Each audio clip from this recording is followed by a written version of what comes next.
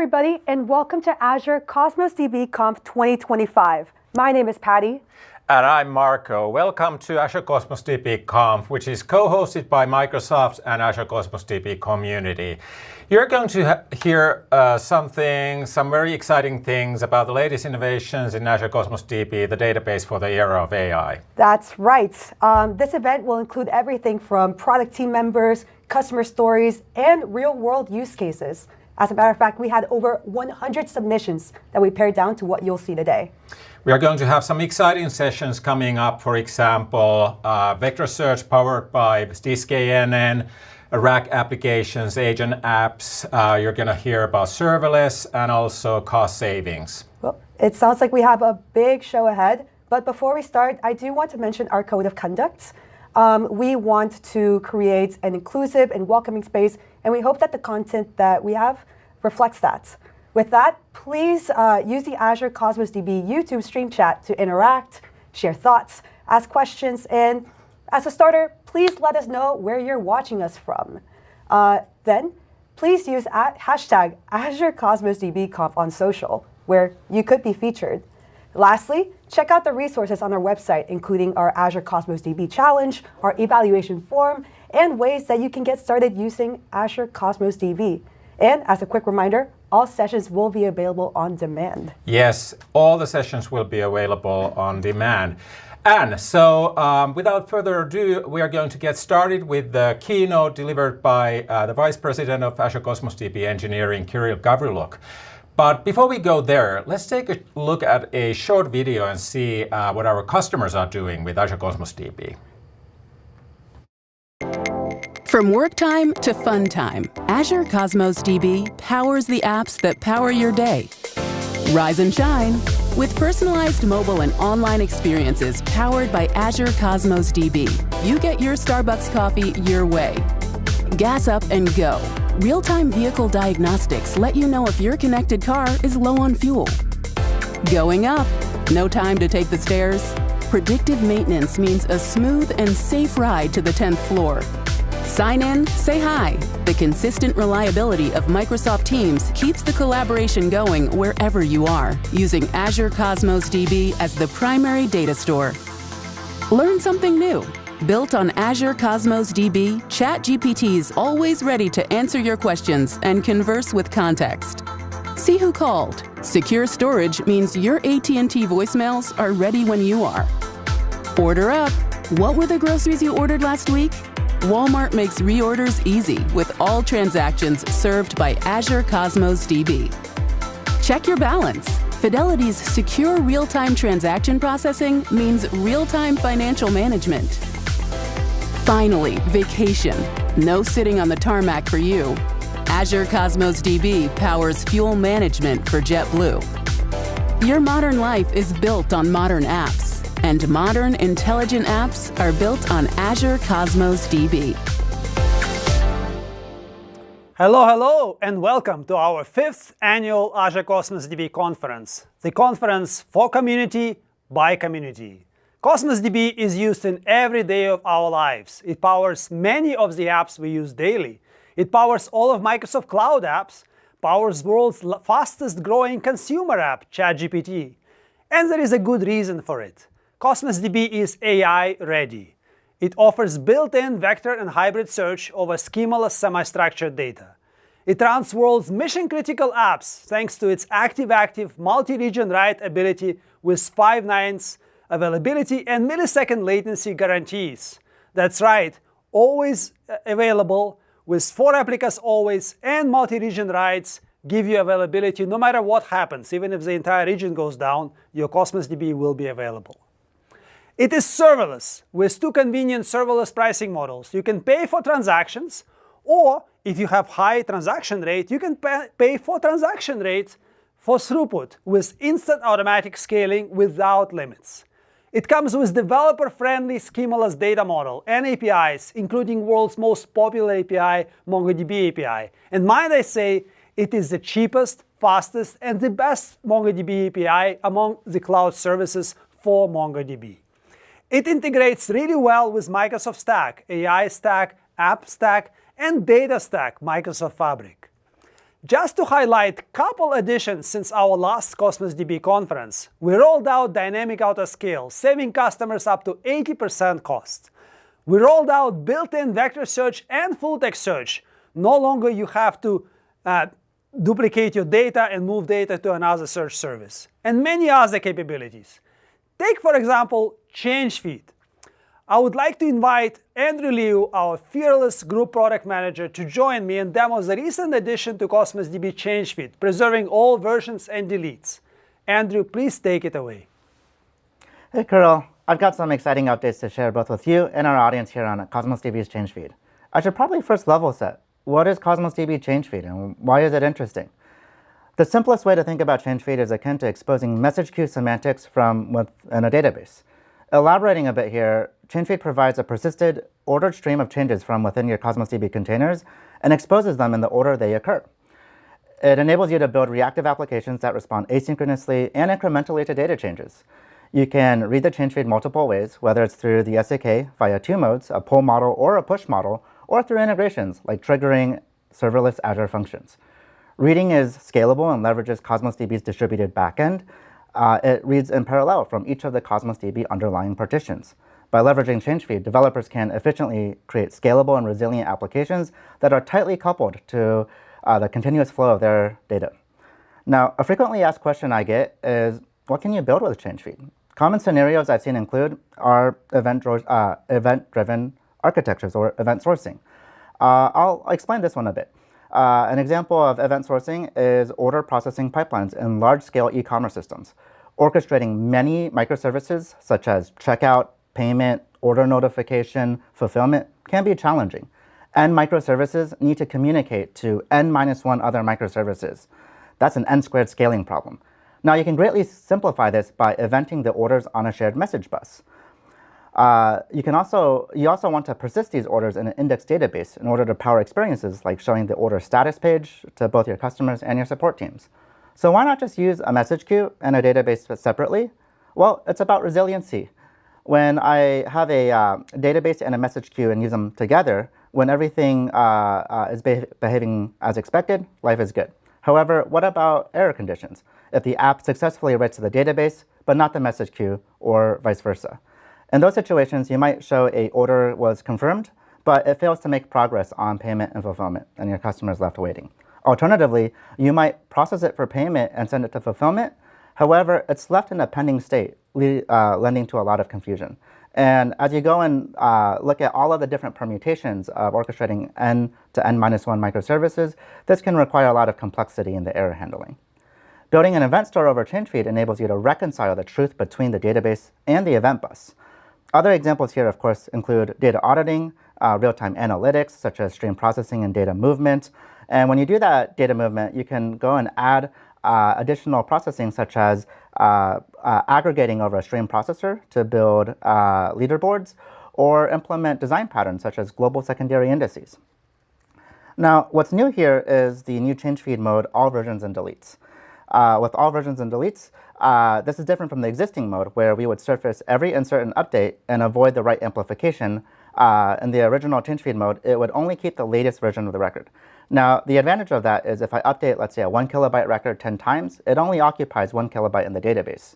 However, there are other use cases where you want the complete history, where you want to have all of the incremental versions as well as deletes. This gets stored efficiently in the underlying log that powers Cosmos DB's point-in-time recovery for backup restore. And where this becomes very useful is if you have use cases like detailed audit logs for compliance, or you want to add resiliency to data processing pipelines where you need to be able to reliably reconstruct past states of data. So let's jump into a demo real quick. I have a canonical scenario here where I've built a game on top of the Cosmos DB change feed. It's a fairly simple game where it's a dice rolling game where I can go roll the dice and based off of that get achievements. Now, where change feed commonly gets used in gaming, of course, is to power both multiplayer and social gaming so that you can broadcast gaming events to other players, as well as to build aggregates where you stream process a leaderboard. And you want to make sure that you're not doing heavy aggregation queries. In order to get short millisecond, fast responsive apps, what you want to do is you want to pre-materialize into a view. Now, as I look at this game, let's take a look at how do I attach this to the change feed. First, I'm going to go to my Cosmos DB account, And enabling the change feed is very easy. I go over to features, and as you can see here, there's an all versions and deletes change feed mode. I go and turn that on. Now I can go into my app, and what I'm going to do here is I'll restart the app. I'm going to go read the change feed, and reading the change feed is actually very straightforward. I can go and use, this is also new, is we've expanded the SDK support of change feed, including the Python SDK. So I'm using the Python SDK here to query the change feed. And as you can see here, I'm also going and taking a look at injecting the mode all versions and deletes. As I get the responses for that, that gives me both the document body as well as some metadata. I can go and track to see if it's a delete, a replace, and base that, build conditional logic off of the body of the document. And so if I go and put this side by side with my app, as I go and roll the dice here, as you can see in real time, I am able to go and track the events directly from the change feed. We're going to do a deeper dive in change feed later at Cosmos Conf. We're going to have a wonderful session with Justine. But with that, back to you, Kirill. Thank you, Andrew. This full fidelity in change feed simplifies many use cases. If you have a situation where you have many copies of the data and you're doing double writes, take a look at this. Now, Cosmos DB offers flexible, schemaless data model and APIs, including popular MongoDB API. Cosmos DB vCore for MongoDB is a relatively new offering, but rapidly gaining popularity as a faster, cheaper, and better MongoDB. It is consistently 20% cheaper than MongoDB Atlas for any SKU, with simple, intuitive vCore-based pricing. It is faster and better than native MongoDB in many use cases, not every. And it is open source under MIT license. That is right, you can fork it, run it on premises or your favorite environment. No strings attached. Permissive MIT license. Dynamic autoscale was probably the most popular addition of 2024 to Cosmos DB. It is now adopted by more than 80% of Cosmos DB usage, responding instantly to workloads needs per partition per region. If only one partition is active, only one partition is scaled up, and you build only for one partition, the rest stays at minimum. OpenAI is a great example of Cosmos DB elasticity and dynamic autoscale in action. OpenAI grew from 0 to 400 million weekly active users, making it the fastest growing consumer app ever. And more than 200 daily database transactions. Cosmos DB is the main database used by more than 50 various workloads at OpenAI, including ChatGPT itself. What attracted OpenAI to Cosmos DB is seamless scalability. It just elastically scales as workload size multiplies, no need to worry about servers, and schemaless data model, allowing developers to rapidly change the app, not worrying about database schema. This schemaless capability is very important today, more than ever. Developers will build apps with the help of AI more and more. Because AI makes refactoring much easier, developers will do more refactorings. But refactoring that changes the data model is brittle. If you have to change the database schema, that means you're changing it in the schema, in the ORM, and in the application if you're using a relational traditional database. With Cosmos DB, there is no schema, there is no problem, and you do not need to do data migrations between different data models. Cosmos DB now has built-in vector search and full-text search and hybrid search, where vector search results are re-ranked with full-text RRF. Now, what that allows you to do is to not duplicate data between Cosmos DB and yet another search service. It is serverless and has the lowest cost per query and the lowest latency across all leading vector databases on the market. Not surprisingly, CIOs named Cosmos DB #1 choice for AI database in a recent CIO survey by Bloomberg. Cosmos DB is used by many AI use cases today. Here are the most popular ones, and you can find samples on GitHub for each of these use cases. Next, I am honored to be joined by Kunal Mukherjee, Vice President at DocuSign, who will share with us how DocuSign is solving the $2 trillion agreements problem with the help of Azure Cosmos DB, both availability, elasticity, and AI, and schemaless. Let us invite Kunal on stage.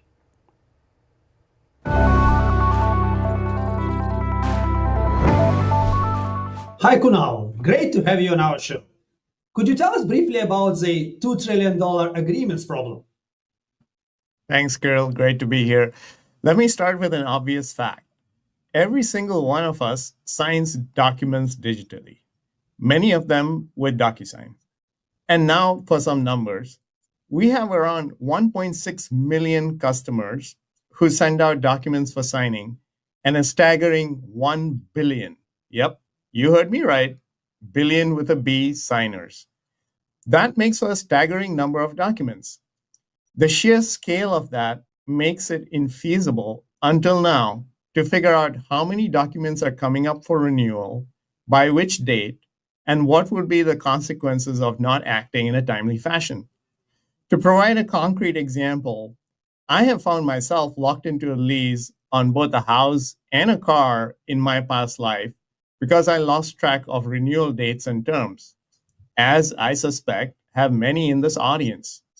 Now consider that some large enterprises and even governments have standardized on DocuSign for digital signatures of every single of their agreements.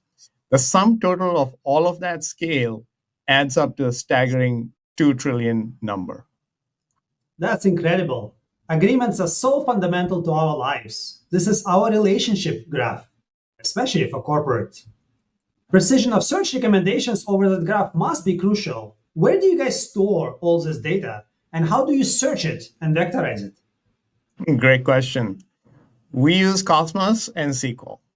SQL to catch all of the e-signature transactions as they happen, for which we, of course, need asset guarantees, similar to an ATM.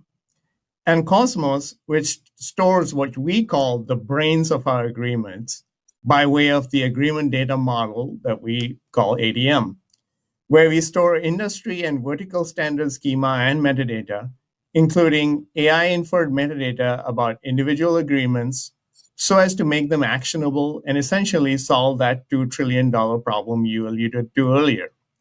We need to vectorize in order to provide search precision, take into account domain, jargon, etc. And we are moving away from search systems to Cosmos, which provides built-in vector and search capabilities, all in the same place. This is very interesting. We observe this trend generally for databases and for Cosmos DB specifically. More and more customers move to use Cosmos DB for retrieval and search. How did you arrive at that conclusion? It's pretty simple when you boil it down. DocuSign is a SaaS offering, and we need to provide performance and availability and to ensure seamless experience. Documents, summaries, metadata, etc. are all already stored in Cosmos DB. We needed a retrieval system that used the latest state-of-art algorithms, was cost-effective, and multi-tenant. Cosmos with DiskANN implementation is 60 times cheaper than in-memory counterparts that we evaluated and provides reliability and security guarantees that we need.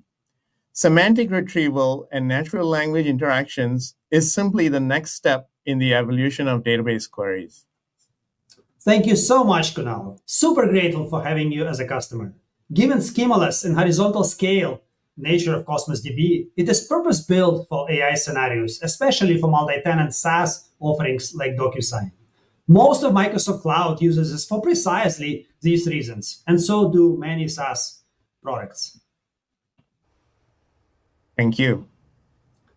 This was enlightening. Schema flexibility of Cosmos DB, in addition to built-in semantic search, really opens up new opportunities for the apps, where you don't have to move your data and you get serverless retrieval system on semi-structured data. Now, today happens to be tax day in the United States. Stressful day for many of you. Let us hear from Vin Kamat, principal architect at H&R Block, on how reliability and elasticity of Cosmos DB, as well as its AI capabilities, help H&R Block navigate the peak of peaks of tax season with ease. Let us invite Vin on stage.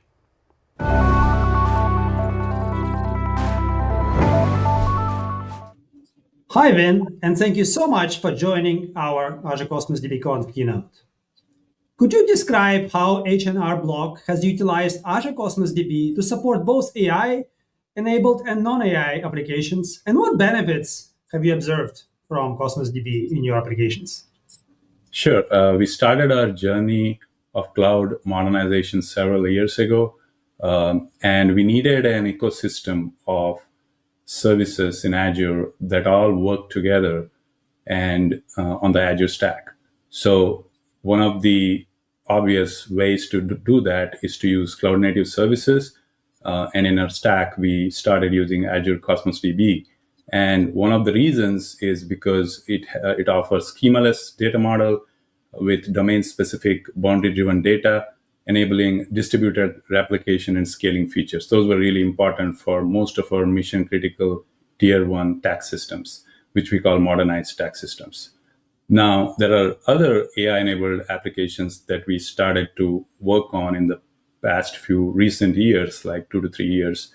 We started to, also use Cosmos DB for storing various types of other data that's specific to AI applications, such as chat history, user state, prompt variants, user feedback, etc. So the benefits, if I have to speak about the benefits, they are primarily around enhanced flexibility, scalability, operational efficiency, cloud adoption, which is going to be accelerated as you move through your rapid application development. All of that, enabled us to move faster to the cloud and then sustain that and mature in that space. One of the other things that I would like to highlight is it really enabled our event-driven architecture, microservices, and the fantastic JSON document support provides the ability to store high volumes of data attributes, which is really important for a fintech company like ours. That's really awesome. Could you share specific examples of how Cosmos DB enhanced your AI apps, such as the AI Text Assist feature, and the improvements in client satisfaction and conversion rates? Absolutely. We launched AI Tax Assist almost, a couple of seasons ago. And since then, we have seen a rapid adoption of it and incremental uplift in conversion of clients that use AI Tax Assist compared to those that did not, with also increase in conversion rates for new clients. So AI Tax Assist, the persistence layer or the backbone for it is Azure Cosmos DB. So we use all kinds of other Azure AI services in the architecture of the system, but Cosmos DB forms a key enabler in providing storage and data. So, like I said, chat history, user prompt variants, user feedback, benchmark testing data, all of that is supported by the storage that we have in Cosmos DB. The Azure and .NET ecosystem make it seamless to dive in, experiment, and deploy apps. And with our partnership with Microsoft, we have close collaboration and especially product support that also accelerates our solution to market becomes really possible. It's very delightful to see the success with a particular investment using our platform. How has the transition from SQL Server to Cosmos DB impacted the performance and scalability of your app, particularly during the peak tax season?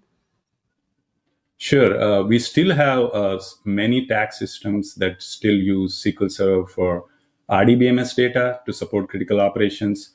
But we have several modern tax platform systems that use Cosmos DB. And because of its high scalability, navigating peaks of the tax season is not that difficult anymore. We're supporting high transactions volumes, achieving 400 to 1 million RUs, depending on the scalability. And also that enables us to prepare millions of tax returns during a very short period of time. And it becomes really important for us to ensure that the flexibility and operational efficiency, along with the scalability, make sure that the peak season goes without a hitch. So there are some things that we pay attention to for dynamic scaling and partitioning. But other than that, once you have matured enough to do that, then it all becomes part of the operations. That's great. And today is a tax day in the United States. So this is your peak of peak, right? How is Cosmos DB working out for you? No, it's been fantastic. We've had a great tax season. We look forward to finishing it really, really strong.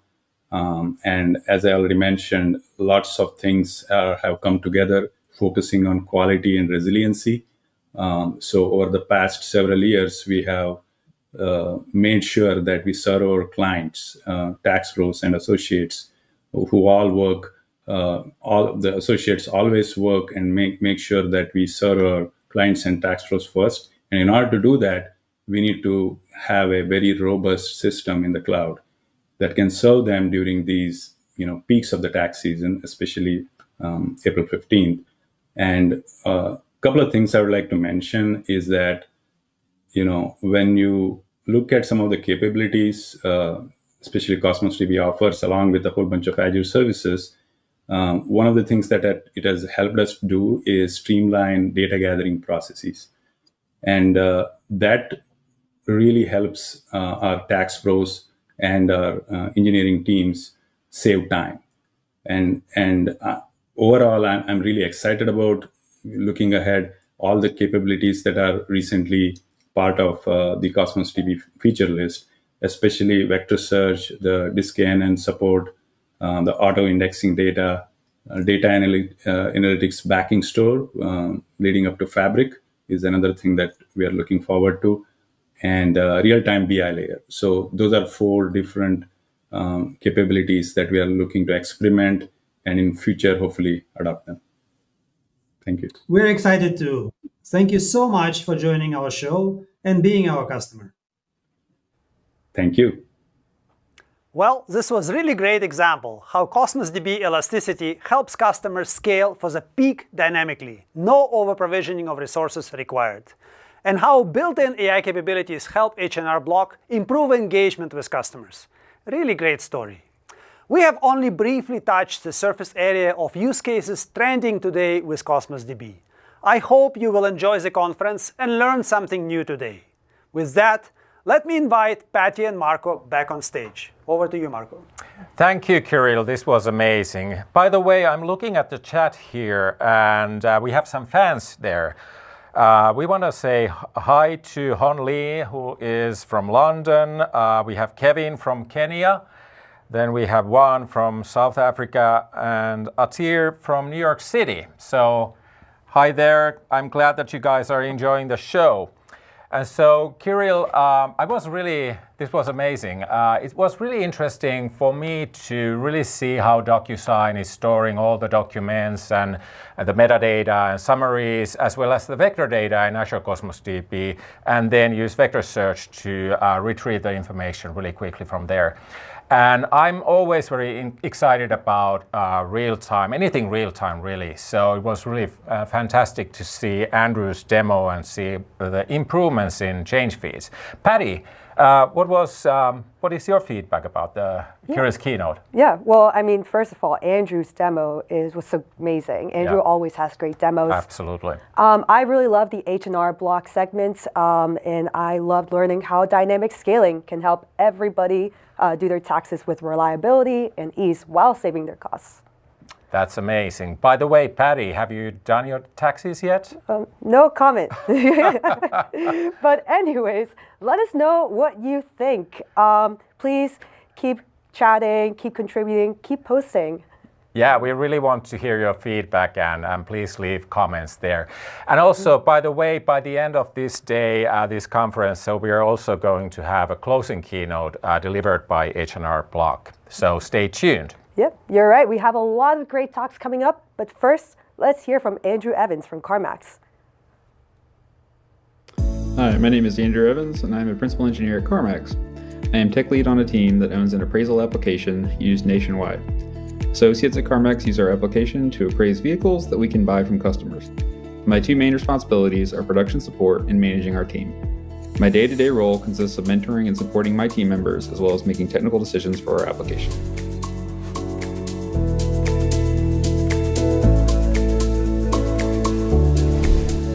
We are using Cosmos DB to track appraisal data in our application.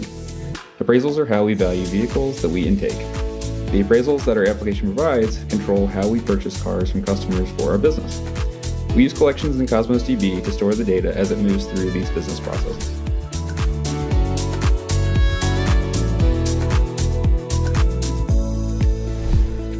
My team has had a good experience with Cosmos DB. We have found that it is easy to interact with and use to query our application's data. We also use Cosmos DB in conjunction with other services in Azure like Service Bus, .NET APIs, and Azure Functions. I personally have utilized the Azure Cosmos DB Python SDK to perform queries and updates on data at CarMax. In my previous presentation with your meetup, I presented how we utilize Python scripts to automate interactions with Cosmos DB. The Python SDK provides a great way to easily interact with the data. Thank you, CarMax and Andrew Evans. It's really interesting to see how they interact with data to improve their business. And to me, it's always fun to hear how customers are implementing integration with other Azure services and Azure Cosmos DB. And personally, I'm a big fan of Python developing language, so it was great to hear that they are using Python SDK. So folks, I want to remind you of the CTAs and everything that's going on right now. So please leave your comments in the YouTube chat, go to the resources page, and please leave us feedback using the evaluation form. And also, please use the hashtag Azure Cosmos DB Conf on social. You will be able to find all the talks on demand on our website. So, Patty, what's going to happen next? Yeah, well, we had a great start to the conference, but now Dr. James Cadella from our team will show us how he is powering planet-scale AI with DiskANN. Let's take a look. Yep. Hey, everyone. I'm James Cadella. I'm a product manager in Azure Cosmos DB. Today, we're going to talk about how Microsoft powers semantic similarity search in some of the largest applications in the world using Microsoft DiskANN, a unique vector index that was developed right here at Microsoft. Now, before we get started, let's have a quick recap on what approximate nearest neighbor search is with vector search. So imagine that you have a database with hundreds of thousands or even billions of documents, and you create vector embeddings or representations of these data using a AI model like one from Azure OpenAI. Then your data set's primed to do vector similarity search, where you can have a query or a user question, and you can conduct similarity search against all those vector points to find the documents that are most similar to that question. So traditionally, you might want to do an exact search and search over all documents in the database, but this becomes really slow and intractable at scale. Instead, we use approximate methods and approximate nearest neighbor search and make a trade-off between the recall or accuracy and the speed of the search. Now, in Microsoft, there's a lot of really unique sort of scenarios, right? There's between the cloud environments or cloud applications from web search and ads and recommendations to enterprise scale email search and Outlook to document search and even edge applications like Windows Copilot. There's a variety of different index sizes. And that means that we have to be able to search efficiently no matter what the size or scale of the application or the use cases. Many of these applications also experience tons and tons of updates, so insertions or deletions of vectors into the vector index itself. And so we need a solution that's able to provide robust results and high accuracy results, even though there's modifications to the index itself.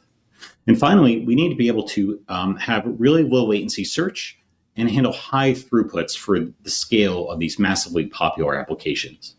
And so traditionally, this has been a challenge for a lot of vector indexing technologies. The demands inside Microsoft spurred the need for a new type of vector index, and this started the DiskANN project. And DiskANN aims to solve multiple problems. The first is that traditional in-memory vector indexes tend to be expensive at scale because they need a lot of memory. DiskANN leverages compressed vectors that are stored in memory, but then uncompressed vectors on a graph data structure on high-speed SSDs to be able to do cost-effective vector search at any scale. The second problem is a lot of updates, insertions, modifications, and deletions to the vector index tend to make the performance degrade. That is, the accuracy can degrade over time, and so typically require a full index rebuild, which can also be computationally expensive and take time. The third problem is most vector indexes are not designed for filtered or hybrid queries, and so this could result in low recall or high query complexity or latencies. In comes Microsoft DiskANN. As I mentioned, it's a technology that was developed at Microsoft Research, and we're really excited that it's in Azure Cosmos DB as generally available for our vector indexing and search capabilities. The way it works is when you insert vectors in Azure Cosmos DB, we compress the vectors through product quantization, and these compressed vectors are kept in RAM of the Cosmos DB backend for fast access. The uncompressed vectors are used to create a complex graph data structure. These uncompressed vectors and the graph are stored on high-speed SSDs, which make up the backbone of the Azure Cosmos DB architecture. There are algorithms in DiskANN that make it really efficient at building the graph and also pruning the graph so it's very easy and cost-effective to search and has fast convergence of search. So combined, this makes vector search in Azure Cosmos DB very, very cost-effective. It leverages the unlimited scale capacity of Cosmos DB as well to provide low latency, robust vector search at scale. Now, Azure Cosmos DB is actually very well suited for vector search scenarios, right? It offers very flexible data modeling, right? So it's a NoSQL database, so you don't have to worry about a fixed schema. And we have tons of customers that are storing chat history, agentic memories, user interactions, but also e-commerce data or transactional data, operational data that's scanned from PDFs and images of the sort of operational data that comes from other applications. So there's really a lot of flexibility there. Furthermore, Azure Cosmos DB for NoSQL is enterprise ready. It features high elasticity and hyperscale, 5 nines of availability, low latency point reads and writes, continuous backup and restore for disaster recovery, multi-region and geo-replication, and also all the security features that you've come to know and love from Azure, such as virtual networks, customer managed keys, and RBAC policies. Cosmos DB also features a lot of usability and functional deployment methods that make it really powerful for any application that you develop, from a serverless model, so pay as you go or pay as you use, to a provision model with instant and dynamic autoscale capabilities. It also features many levels of built-in multi-tenancy, a SQL-like query language that's very powerful for getting the data that you want, and also offers multiple consistency levels. So combined, Azure Cosmos DB for NoSQL really is the best vector store for any of your AI application needs. Being able to store your vector index and your vectors together with your original data is a game changer.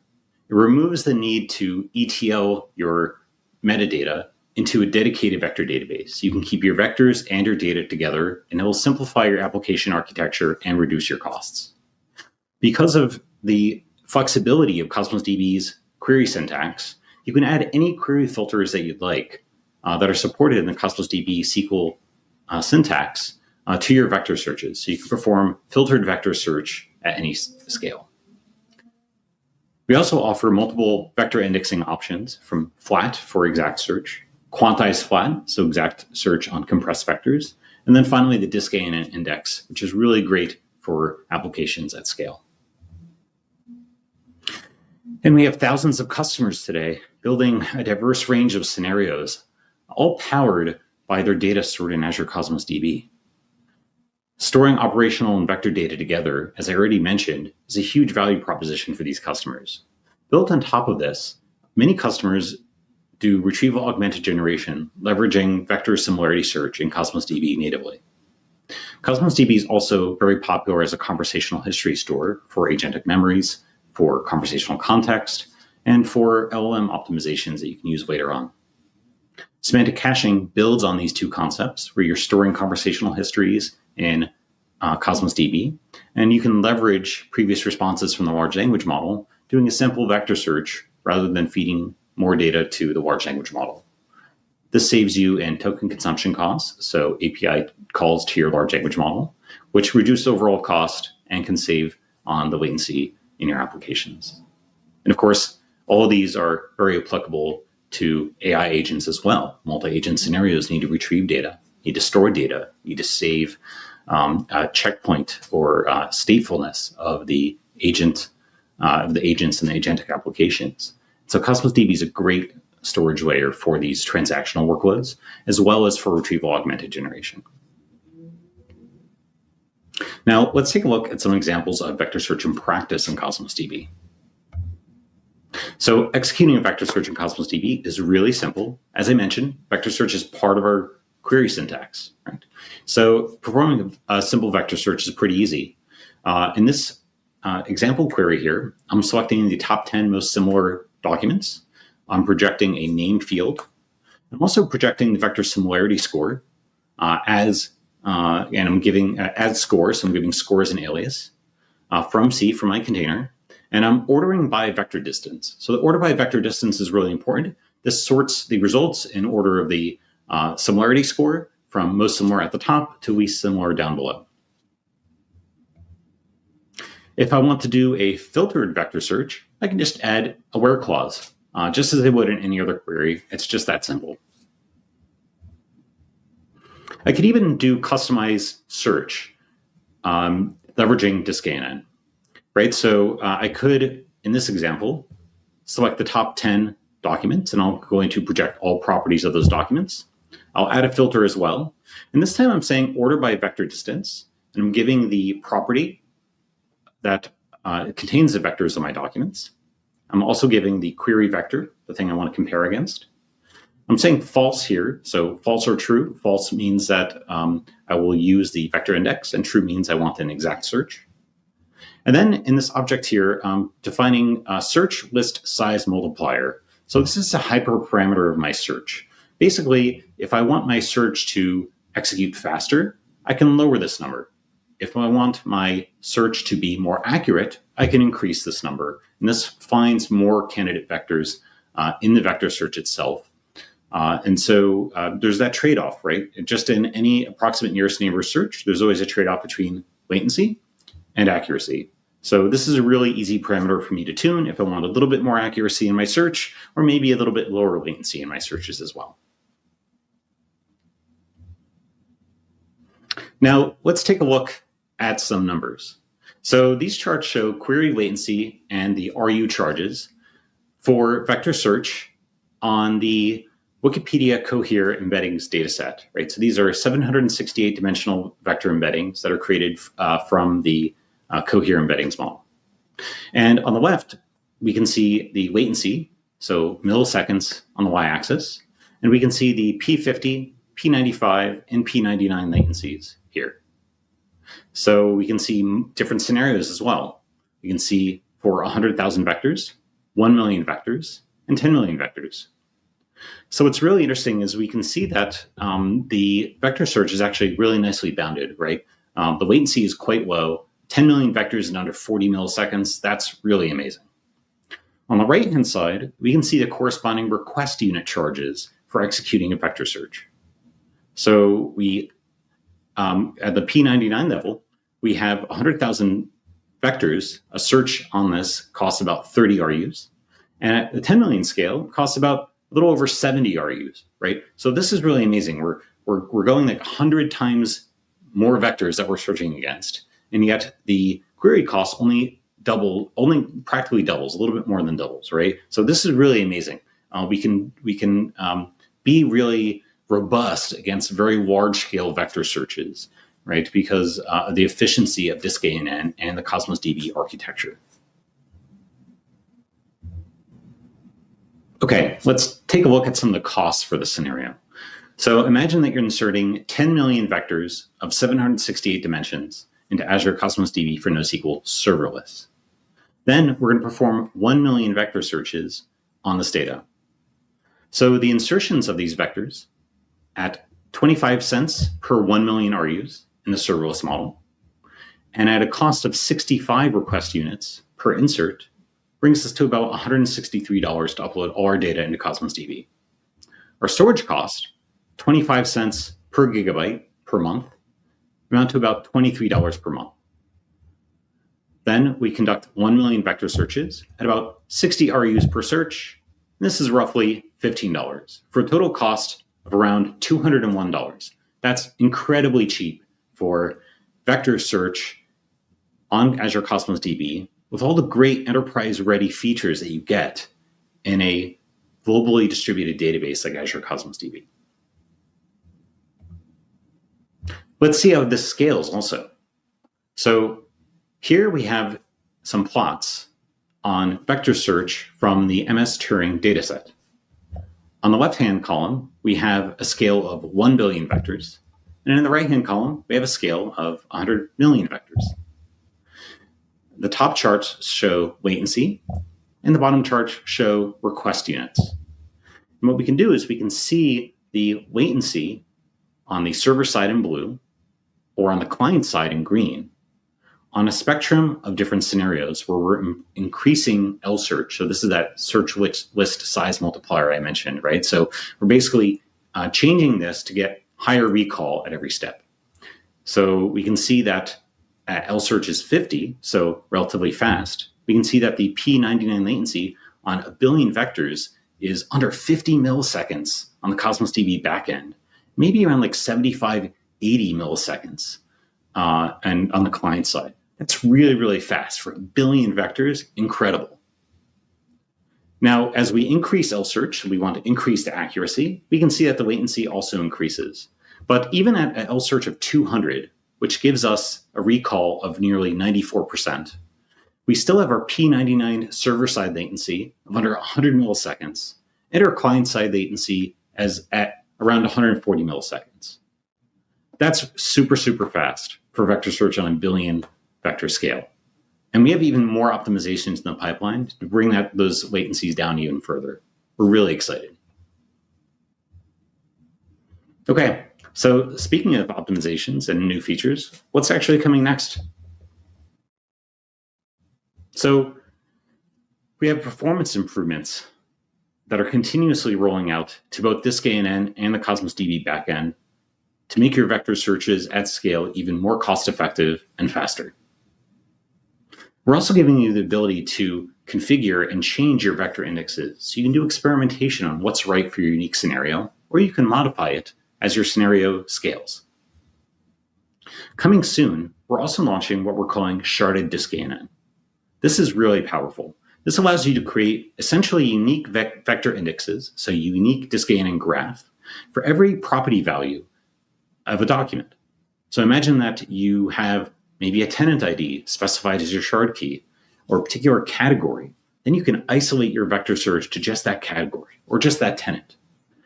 This makes the vector search much faster, more cost-effective, and also have higher accuracy. We're soon also launching filter DiskANN, which leverages new algorithms for improving vector search with query filters to make them faster and more cost-effective. You may also already know that in Cosmos DB, in addition to vector search, we also have full text search and ranking that allows you to search using a full text index for keywords and terms. We're soon adding a lot more features to this, and we're really excited that we're going to be announcing the general availability of full text search and ranking in Azure Cosmos DB at the Microsoft Build conference at the end of May. So we're really excited. There's going to be some really great new features that are coming along with it. So join us at Microsoft Build to learn more about that. We also have hybrid search in Azure Cosmos DB. So this is a combination of the vector similarity search and the full text scoring to bring you even more relevant search results. Again, it's really easy to execute in our query language. And this is also going to be generally available at the Microsoft Build 2025 conference at the end of May. We're also excited to be teaming up with the Microsoft Logic Apps team, right? So everybody knows Logic Apps, a very powerful resource in Azure for these workflows that you want to operate continuously with very low latency. Well, we're taking it to the next level by building templates that allow you to do document ingestion and processing. So essentially being able to do OCR and extract information from documents in blob storage or on SharePoint, process the data, chunk it, create vector embeddings from those chunks, and then insert them into Azure Cosmos DB for vector and full text search. This is going to be really powerful. Any operational data that you have in blob storage or SharePoint, you can be rest assured that it will be searchable in Azure Cosmos DB and stored there securely. Now, you may be wondering how you can get started with vector search, or where can you go for some samples? Well, the good news is we have a fantastic samples gallery. If you go to aka.ms/Azure Cosmos DB/gallery/AI, you can get started and take a look at our samples gallery that's filtered just for generative AI scenarios and samples. And you can find everything from examples of managing chat history in Cosmos to managing vector search in RAG, and even multi-agent applications with examples in Swarm, LangGraph, and Semantic Kernel. And if you've never used Cosmos DB before, you can get started from free. Just check out aka.ms/trycosmos, and you can get started on a lifetime free tier account. And you can do vector search on that free tier account as well.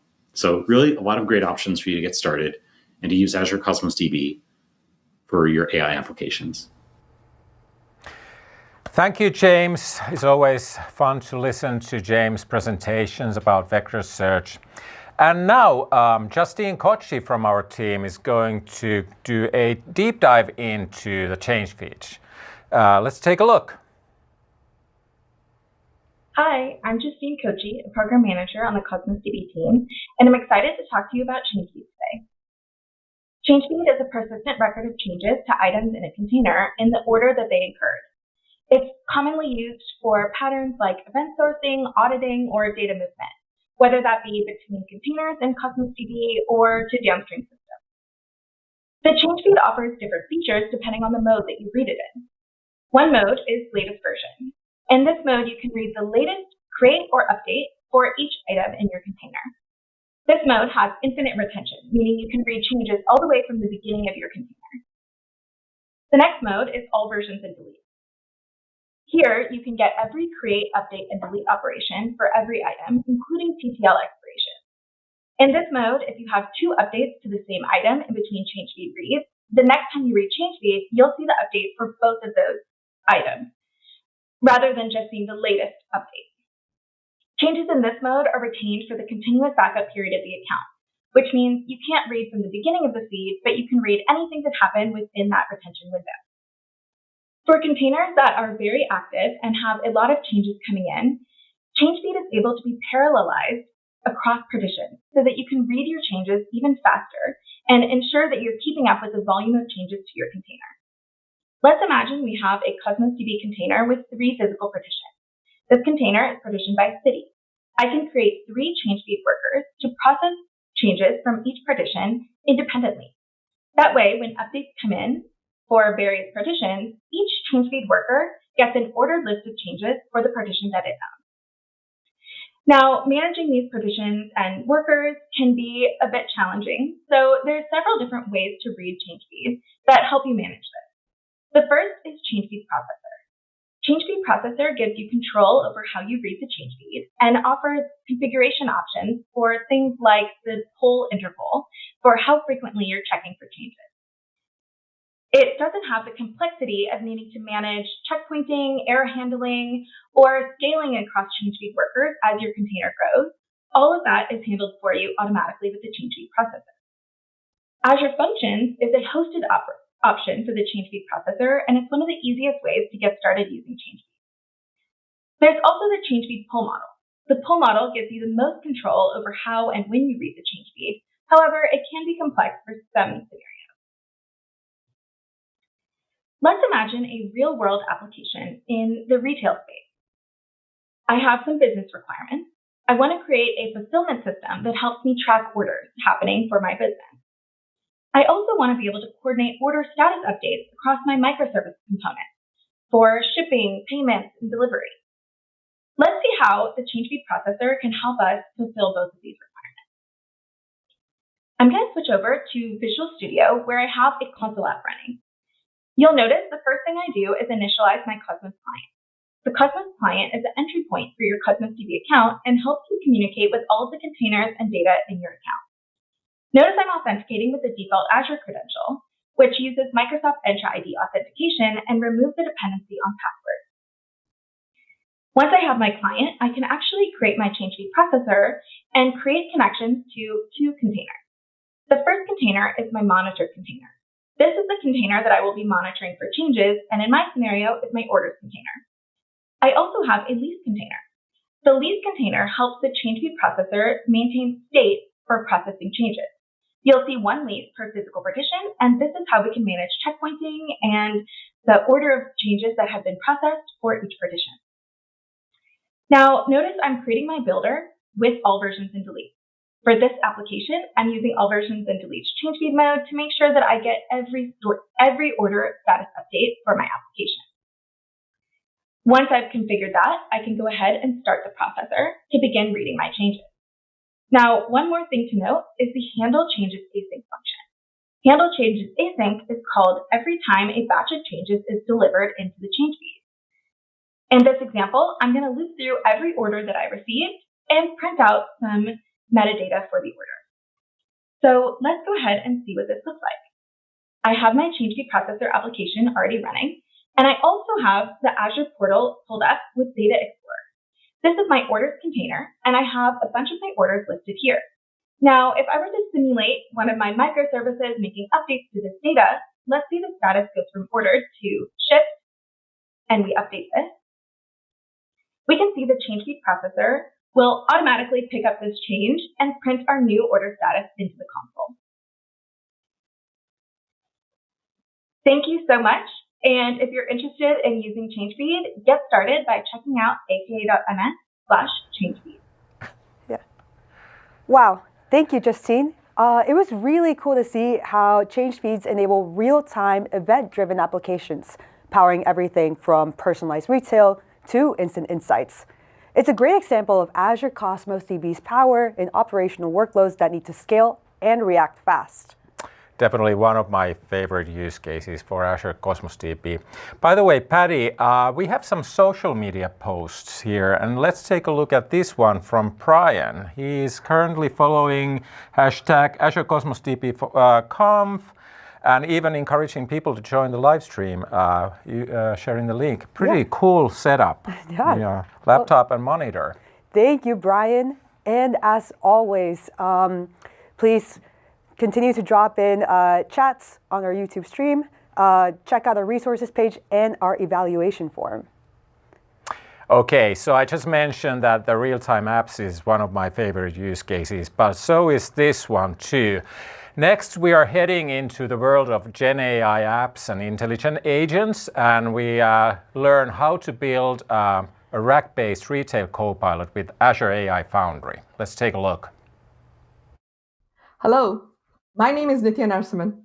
I'm a senior AI advocate on the developer relations team at Microsoft, and I'm really excited to be here today to take you on a developer journey as we build a RAG-based retail copilot, code first, on Azure AI Foundry. Now, this is a shortened form of a talk that we've been taking out on the AI Tour as a 75-minute workshop and skilled thousands of developers. And we did it by deconstructing Contoso Chat. If you have a second, go check out the QR code or the URL, start the sample or fork it, and go check it out after this talk and see if you can explore it by yourself. But today, I'm going to split this talk into 3 sections. First, we're going to spend some time knowing what Contoso Chat is, how it's architected, and how we should go about building it. The meat of this talk will then focus on interactive demos and exploration of the codebase to actually go through that workflow. And finally, I'll leave a little bit of time for us to think about how you can then use the sample as a sandbox to go explore ideas for Azure Cosmos DB features like vector search. So let's get started by talking about the application scenario. What exactly is Contoso Chat? So you might actually be familiar with this web app that you see on the right side. This is Contoso Outdoors, an enterprise retailer that sells camping and hiking equipment. Contoso Chat is their customer support chat AI. And when they built it, they had 4 requirements in mind. First, they wanted to make sure that it was conversational. Their customers should be able to come to this chat site, to the website, and chat with the website about what products are available in natural language. Second, the responses need to be grounded. So if a user asks, what should I buy for a trip to Andalusia? They should get back responses featuring products that are in that catalog. Third, it needs to be contextual. What that means is it needs to understand that there's a chat history, that the consumer might have previous purchases that are relevant to the query, and so on. And most important of all, it needs to be safe. We all know there are techniques like jailbreaking where people try to use prompts to change the behavior of a chat AI in ways that you didn't intend. So one of the things we want to make sure is we can protect against jailbreaking, but also take the time we need to make sure that the responses are of good quality and safety. So as you can see here with our demo, when you build this app, it will have built-in guardrails to prevent things like jailbreaking. Let's see how we build that. But before we do, let's take a look at what our data sources are. This is Cosmos DB Conf after all. So we have two kinds of data sources, and we did this on purpose. So you can actually go explore both structured and unstructured data. Our product catalog sits in Azure AI Search. It has structured data in CSV format. Now, if you fork the repo, you can go into the data folder and look at the product info subfolder, and you will find that list of products. You have 20 product items, a good healthy sample, 8 product categories, and columns like price, name, brand, description as metadata. We also have a second set of data. This is unstructured data in JSON format, and this represents our customer data. We have 12 customer profiles. Again, you can go into the data folder under customer info. We have 12 customer profiles. Each profile gives you a little bit of information about the customer and has 2 to 3 purchase orders that they've made from the site as history. So with this data, we now want to build a chat AI grounded in this data. How do we do it? The answer is retrieval-augmented generation, or RAG. I'm not going to go into too much detail because we're all probably very familiar with this design pattern. But let's take a quick look at the flow so we understand how this maps to our architecture later. So typically, when a user goes to a model, a large language hosted model, and asks a question, if it goes directly to the model, they're getting back answers that are based on publicly available information. So if I ask, recommend me a tent, it's going to come back with a publicly available one. But if I want to ground it in my data, we use retrieval-augmented generation. We take the query and send it to an information retrieval service, which can vectorize the query, find matching results, and return that as knowledge as part of the retrieval step. We then augment that original question to create an enhanced model prompt that contains the question as well as this retrieved knowledge, along with instructions, which we then feed to the large language model, allowing it to generate the response, which magically is now grounded in that data. So how does this map to our architecture? This is the Contoso chat architecture. And you can almost see RAG in play. The user input comes in. Our Contoso chat AI is hosted on Azure Container Apps. A request comes in through this. It gets fed to a workflow, starting with an Azure OpenAI service for embeddings, which takes the vectorized query and sends it to search. Can also send the query to Cosmos DB, get back knowledge, enhance the prompt, feed it back to the chat completions method, which gets the response, which goes back out. Simple, right? Not so fast. Building this is actually really complicated. We have seen a paradigm shift. You might have heard the term Gen AI Ops, where the application lifecycle is now complicated by the fact that our inputs and outputs are in natural language, which is non-deterministic. So when we think about building this, we actually have a 3-phase approach. First is ideation, where we have to select the model that we want to use and maybe use a test prompt, to test it out and see if it can do what we want it to do for our application. Once we've decided that's the model for us, we move to the next phase, building and augmenting. That's a place where we spend a lot of time as developers. We enhance that prompt. We potentially do things like retrieval-augmented generation, adding data access, orchestrating the workflows. And then we do things like evaluation to test that those responses are actually of good quality and act in a safe manner across diverse inputs. And when we're ready, we move to the final stage of operationalization, where we make this chat AI hosted, available as an API endpoint that can be accessed by real-world apps. But if you look under the covers, there's a lot that's happening. How do we do all of this? This is where Azure AI Foundry can help. And today we're going to look at how you can use the Azure AI Foundry platform to go from catalog to code to cloud. It provides you the tools, the services, and the models that you need to build your generative AI application in a streamlined manner. So with that, let's actually dive in and look at the sample and try to figure out how we build this step by step. The first thing we're going to do is look at a quick start. How do we jumpstart our development process given that we have an open source sample? And we're going to do this by looking at what we call AI app templates. You can go to that QR code or to that link to actually visit the site that I'm going to show you in just a minute. It looks something like this. And let me just quickly make sure that my code space is still alive. Yep. So the Azure AI template site looks something like this. What it is a bunch of pre-made open source samples that have architectural designs and code bases that you can launch with a single command that will both provision and deploy the resources and give you a running application that you can use for exploration and extension. It uses infrastructure as code. So basically, your provisioning is defined through bicep or ARM files. So in this, to find Contoso chat, simply go and pick the language, Python, and the two data types that we're using, the databases we're using is Azure AI Search for the product catalog data and Azure Cosmos DB for customer data. And you'll find that there's only one template that does this. Click on this template, and you should get to a screen like this. This is where you can find out more details about what that app is doing. So in this case, you can get to see the example that I showed you, the architecture diagram, and know a little bit about the services that we're using. But you can go seamlessly from here to actually start using the template. And I encourage you to do that.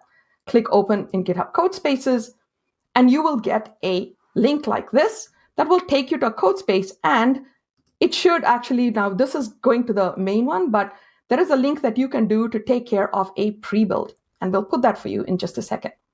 If you click that, you will then end up getting a code space like this. So let's go back and see what that does. If you actually go click on that link and get this far, you have now completed the setup. You've got yourself a code spaces environment, and this reflects configuration as code. So all the tools, all the dependencies you need are already installed for you, and you can immediately get started building. In this, what you are now going to do is AZD up. Now, I've already done this for you, but if you look at the instructions here, it'll actually tell you how to go through those two steps for getting started, and you can follow along. In my case, I've already started that and run AZD up. So what does AZD up do? If you want to actually go into the step-by-step, I encourage you to go to this site, which has a self-guided workshop that I'll show you later on, where you can take these steps on your own. But all I will tell you for now is that when you run AZD up, it's going to complete the provisioning of those resources on the backend and deploy the first version of your application and make sure you can now have an Azure AI project ready for you to go play with. So let's take a look at what that looks like. So as I mentioned, I already ran this prior to joining this call. So this is what my provisioned application looks like. Note that I have a resource group with all the resources deployed, and you can see that there's an Azure AI Hub, an Azure AI project, and Azure AI services that come from the Azure AI Foundry. I have a Cosmos DB account. I can actually click on this and go check out what's available there, and we'll do that in a second. And I can actually go in and look at the deployed container apps. So I'm going to go ahead and open that up here. So you can go into the Cosmos DB account, open up the Data Explorer, and you should see that the records that we had for customers are already in there. So give it just a second, and there you go. So you can see that the data is already uploaded. Similarly, we can go into the deployed container apps, and you'll see that we have a first version of our AI already deployed. We can go to the Swagger endpoint, and if you want to test the application, we can test it here, and we'll think about that later. So now you know, with just a few minutes and a few clicks, you are able to set up your development environment and deploy your resources. What's next? Now it's time for you to ideate. So let's go back and look at our Azure AI environment. When we deployed these resources, we also set up an Azure AI Hub and an Azure AI resource, a project resource. This is that resource. So if I look at my project, I will notice that I actually have, as intended in the architecture, I have deployed 3 models out of the box. First is a chat completions model. In this case, we're using GPT-4o Mini. Second is an embeddings model. In this case, we're using text embedding Ada 002. And third will be an evaluation model. We're using GPT-4. So let me just wait a couple of minutes for this to settle down.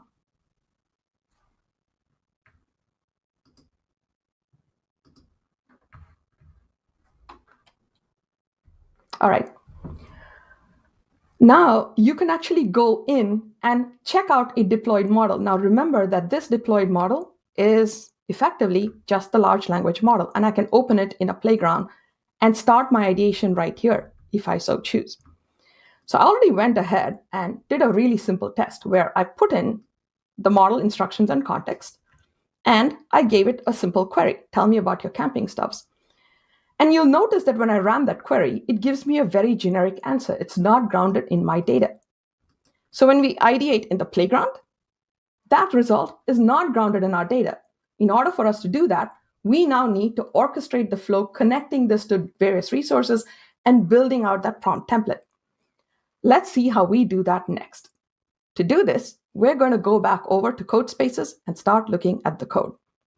So remember that when we ran AZT up, we provision the infrastructure, but in doing that, we also have our development environment set up. Now, I'm not going to show you, but what it does is it actually sets up an environment variable for you, or .env file, that has all the environment variables you need to actually connect to the backend infrastructure. So now we'll start our ideation process. Remember, I told you we have a step-by-step workshop. If you do want to follow along, the URL is in the left side, in this QR code. But the workshop instructions can also be found online, and they look something like this. You want to go ahead and do the self-guided setup. And when you're done, what we're doing now is going through the ideate process. So what exactly is happening here? We notice that we have a model deployed, but it's not grounded in our data. So we want to start kind of using that model, configuring it, and then building a prompt template. To do this, we're going to use a technology called Prompty. So what is Prompty? I'm going to start by actually showing you a basic Prompty file that you see here. When you install this app, you will actually get a built-in extension. There's the Prompty extension right there. And it comes with tools that helps you create. You can do a new Prompty and get this basic Prompty that you see right here. That helps you create this asset, a prompt asset, and provides you a runtime that you can test in right in VS Code. Effectively, you've brought your playground from Foundry into your development environment. So what does a Prompty look like? The basic Prompty that gets set up for you will look something like this. It'll basically have a metadata, a front matter area that defines the model and the configuration parameters. It'll have a sample input that you can use for testing, and it'll have beneath it a prompt template. You can see the system context, and it has some basic information. Now, this is just a standard starter Prompty that is created for you. Because we're sitting inside VS Code, we can actually run it directly here. So you'll notice that when I run this, it fails. And this is expected because what happened is that we don't actually have the setup with the right endpoints. Or we don't have it set up with the right deployment. It's got the wrong value. So if you go through our workshop, what we do is we actually then fix that by providing it the name of the right deployment and have the endpoint set up to use the environment variables we've already created. So now let's go ahead and run this again. So this is equivalent to iteration. You took that chat Prompty, and now you fix the issues that it had, and you can run it. So this is version 1. So when I run it this time, let's try this again.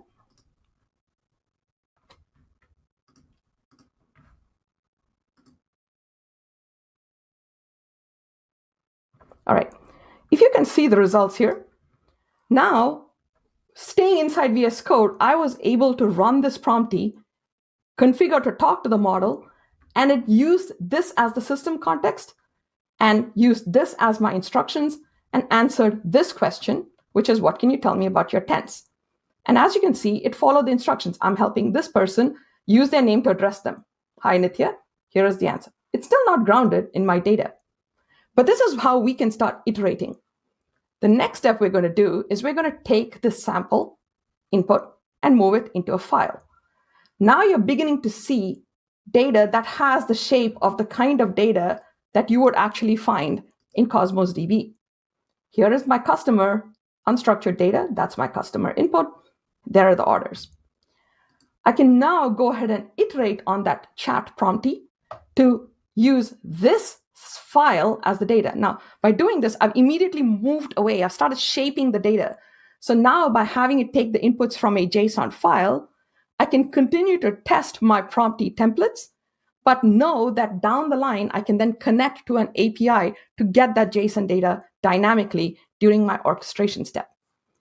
So here, my sample file is connected to a very simple customer record. I've now also enhanced my prompt template to use this information in meaningful ways. And I've given instructions for the model to answer the question grounded in this context. So if I run this now, note that I'm still taking data from a sample file, but it's beginning to respond to the way in which I am engineering my prompt template. In the next step, I can keep going. So we can kind of go through this whole thing if you like, but the next step, what we're going to do is we're really adding safety.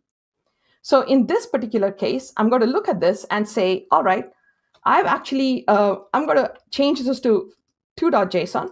Now you'll see why in a minute. Chat2.json is a sample that actually puts a jailbreaking style input. So over here, all I've done is said, hey, is mine currently allowing me to kind of work with prompts that could jailbreak my content? So if I go back to where I was before and I try to use that input, you will notice that it will, in fact, allow it to say harmful things. So let's see if that just runs. There you go. So you'll notice that I asked it in that prompt to tell me about its rules and use bad emojis. And it did that because I didn't have any safety guardrails. But now when I move to the next iteration where I've put the safety guardrails in, if I now try to run this with the same input, you will notice that it will not allow it. So let's kind of wait till this is done. And it'll say, I'm sorry, John, I can't share this information. So this gives you kind of a really good sense for how we can start ideating right in the browser.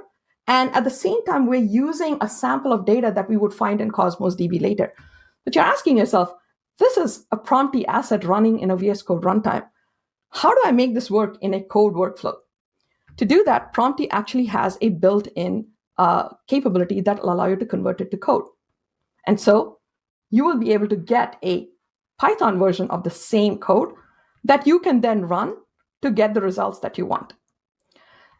With that, we kind of get to the end of our ideation. Now you've got yourself a sandbox where you can rapidly ideate on those ideas that you have until you get your prototype to where you want it to be, and you also know what that data looks like. The next step, and remember where we had the JSON file, when you write the orchestration code, once you've got it in Python, you can actually go ahead and replace the loading of the JSON file with calls to the different services you're getting this from. And if you go look at the source for this app, you'll find it in there. But wait, before we can actually make this available to the world at large, we need to make sure that the data, the responses are actually valid for a wide range of inputs. This is evaluation. LLM as a judge. Now, running this would take a really long time, but if you're interested, again, go check out the instructions. I went ahead and ran an evaluation ahead of time so you can see what the results would look like. So in here, if we look at our evaluation notebook, what evaluation does is it effectively allows you to teach a second AI how to grade the responses from a first AI using evaluation metrics like coherence, fluency, relevance, and groundedness. And we're interested in groundedness. So when you want to do that, you would basically, in this particular notebook, what you would do is first you would load up a set of sample test inputs, which you can find in this file as well. In the code base as well. And you will run them with your chat AI. which will answer all of them and give you back its results. You will then take these results to your grader AI, your evaluator, and ask it to grade these responses based on criteria that you have defined. And if you're familiar with prompting, you can go ahead and look under the custom evaluators and see how you can literally write the prompt template that will be used by that evaluator AI or the LLM as a judge to grade those responses on a scale of 1 to 5. When you've completed that, you should then get back a result that looks something like this. And here you will see that what it has done is it has executed the evaluation notebook. So when we finish running the evaluation notebook, you will notice that at the bottom it gives you the metrics for the evaluation. And you can look at these to understand why your answers are graded a certain way and how you improve the quality of your responses. And with that, we come to the end of our end-to-end workflow. The only thing left for you to do is deploy. And AZD deploy allows you to deploy directly from your code base and update the deployment from the previous provisioning at any time. But let's go take a look at what that deployed endpoint looks like. This is the container app that gets deployed every time you run an AZD deploy. And you can now go ahead and ask it questions like, tell me about your camping steps. And the thing that you will notice here is that I'm giving it a customer ID of 1, is that now this chat AI, which is still using the model that we saw in the playground, because it now has the orchestration flow around it, will return responses that are grounded in your data. So with that, we come to the close of our really rapid overview of this end-to-end journey in GenAI to build a retail RAG-based copilot on Azure AI Foundry. There's a lot more nuance to this, and I encourage you to go check out the workshop and the sample. But I want to leave you with one more thing. This is a Cosmos DB conference. So in this, you saw how we were using Cosmos DB to store our customer data. You saw how we were using Prompty to kind of ideate with the shape of the data. And if you go look at the code base, you'll see that we finally do orchestrate it to talk to Cosmos DB to get that information in real time. But wait, we were doing our vector search on the product catalog in Azure AI Search. Cosmos DB now has these capabilities as well. How can we use this sample to explore that? I leave you with this as a challenge. Use the sample as a sandbox. Here is an example of what you can do. For instance, there is a really good tutorial in the Cosmos DB site on building a RAG chatbot with Azure Cosmos DB NoSQL API. And it's fairly easy for you to walk through that. First, you've got to go ahead and activate vector search in your Cosmos DB deployment inside Contoso Chat. And then you can walk through this. And I have a slightly older version of it I'm still working through, but you can walk through this and then effectively change the data in that sample to use the data in your JSON file. And when you do, you should be able to get yourself a demo where you can actually see responses in the Gradio app that's deployed. So over here, we now have a Gradio app from that particular sample that is talking to our Cosmos DB, to our Contoso Chat endpoint. When I say, tell me about what you know, it kind of gives me a response. And the only thing left for us to do now is to write the queries and enhance the vector search capabilities and test it out with evaluation. So with that, that was a really rapid overview of what we wanted to cover today. Thank you very much for listening. As I mentioned before, this is a workshop that you can find at the link that you see here. Try this out on your own. By the time you see this, there will probably be an additional segment that will walk through some of the Cosmos DB vector search capabilities as well. So look out for that. And with that, thank you very much. And I hope to see you all at Microsoft Build. Hello, everyone. I'm Marius Höcker. I'm an AI and software engineer here at BBB Software Services in Zurich. And today I want to talk about AI agent orchestration. I want to show how and what is needed for AI agents to be able to communicate. I only have 5 minutes, so let's get started. So for the past 2 years, a colleague of mine and me, we've been building on a multi-agent system, solving various use cases with groups of AI agents. Because we quickly realized that the collection of AI agents is much more powerful than just one generalistic agent. Almost every task benefits from being split down into subtasks. Same applies to AI agents. An agent with one specific knowledge is easier to manage, less likely to drift away from its intended context, and therefore is also much more reliable. However, enabling agents to communicate with each other is not that easy. Initially, I thought they can just communicate over natural language or text because that's their common interface. But to orchestrate agents, there's much more that's needed. For example, an agent needs to know about the capabilities of the other agents. To illustrate how this can be managed efficiently, let's take a look on the Model Context Protocol proposed by Anthropic. This protocol uses servers and clients. Servers provide information like data, for example, weather data or company policies or news, and they can also execute action. Clients, typically large language models or LLM-powered applications, perform tasks requiring these data from the servers. So servers expose so-called tools, described by their functionalities, the required inputs, and the expected outputs. The client then can evaluate, based on the tool's description, which tool fits best for the achievement of their goal, and then can provide the required inputs. You might wonder, what has this to do with AI agents? Well, an agent can serve both roles. It can be server, but also client. For instance, an agent being tasked to answer a question about weather can dynamically call a tool from another agent who's exposing its weather tool, and therefore the other agent is then the server. Through this approach of exposing tool definitions, agents become accessible to one another. However, not all agent tasks are as simple to just be resolved by one single request.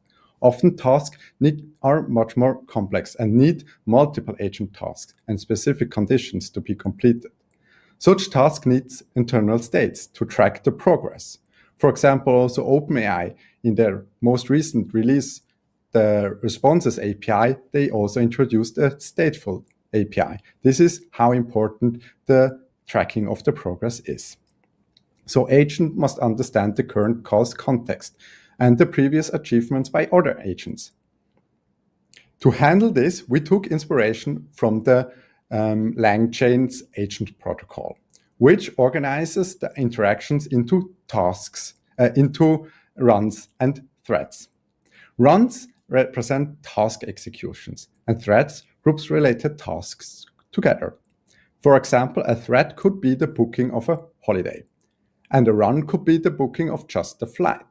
Now, it also can happen that the agent needs more information for the completion of their task. For example, it needs to know whether additional baggage should be booked as well.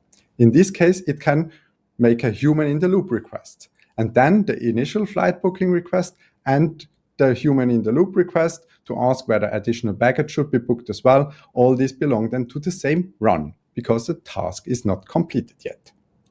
This is where we actually use Azure Cosmos database greatly. We use it to persist our internal states, so the run and thread context. And here we use the flexible schema, the real-time data consistency, and the global distribution. This ensures that our run and thread context are always instantly available for all the agents. And by the way, we also store our agent or tool definition in the Azure Cosmos database. But most important for us is to quickly adapting to new AI developments and easily experimenting with new approaches. And here we also use Azure Cosmos database because its flexible schema and the ease of use allows us this to be greatly flexible and try out new things. And now let me briefly broaden out the perspective. Currently, most companies using or building multi-agent systems only focus on their own agent. But I truly believe agents are much more powerful if they collaborate together with, but especially also across company boundaries. Since first mentioning a global ecosystem for agents over a year ago, this has been inspiring me all the way. I envision agents to be rented out to other companies and integrate in their system, negotiating about contracts and building together on joint projects.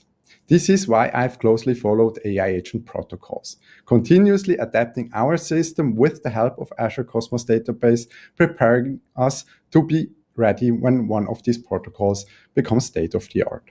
And with the recent announcements of OpenAI to support the Model Context Protocol, I believe this is the number one contestant. With that, I want to close. I provided here some more resources about different agent protocol approaches. And with that, I wish you all the best for the rest of the conference. Enjoy. Thank you, Nitya and Marius.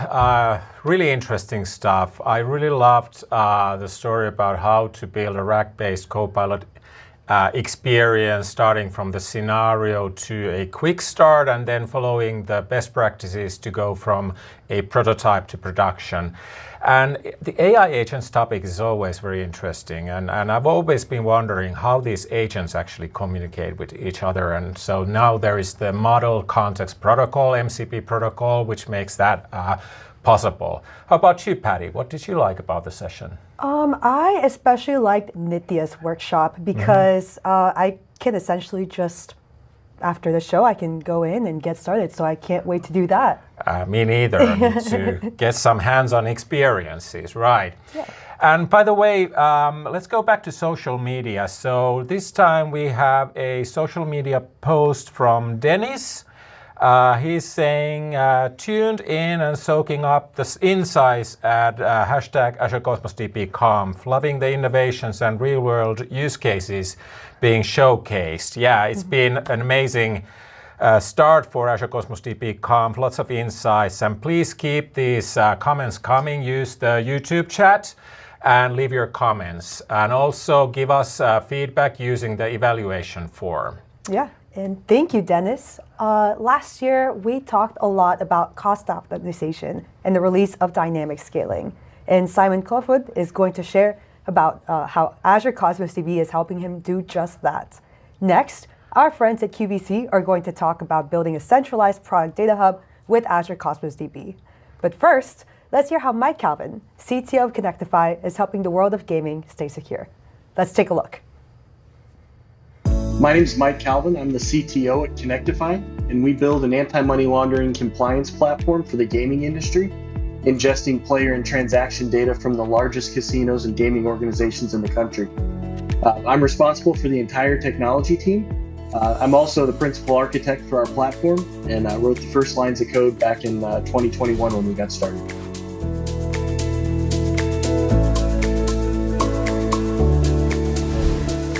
We are using Azure Cosmos DB as our operational data store, ingesting millions of transactions a day into our platform, analyzing them for suspicious activity, and then assisting our customers with processing and filing government filings and whatnot on those transactions. So we have a very high throughput platform that we have to ingest high volumes of data very quickly into. And Cosmos DB has been an awesome solution for us to be able to scale out horizontally as needed and manage cost as well, scaling back down to smaller sizes when we're not ingesting that data from our clients.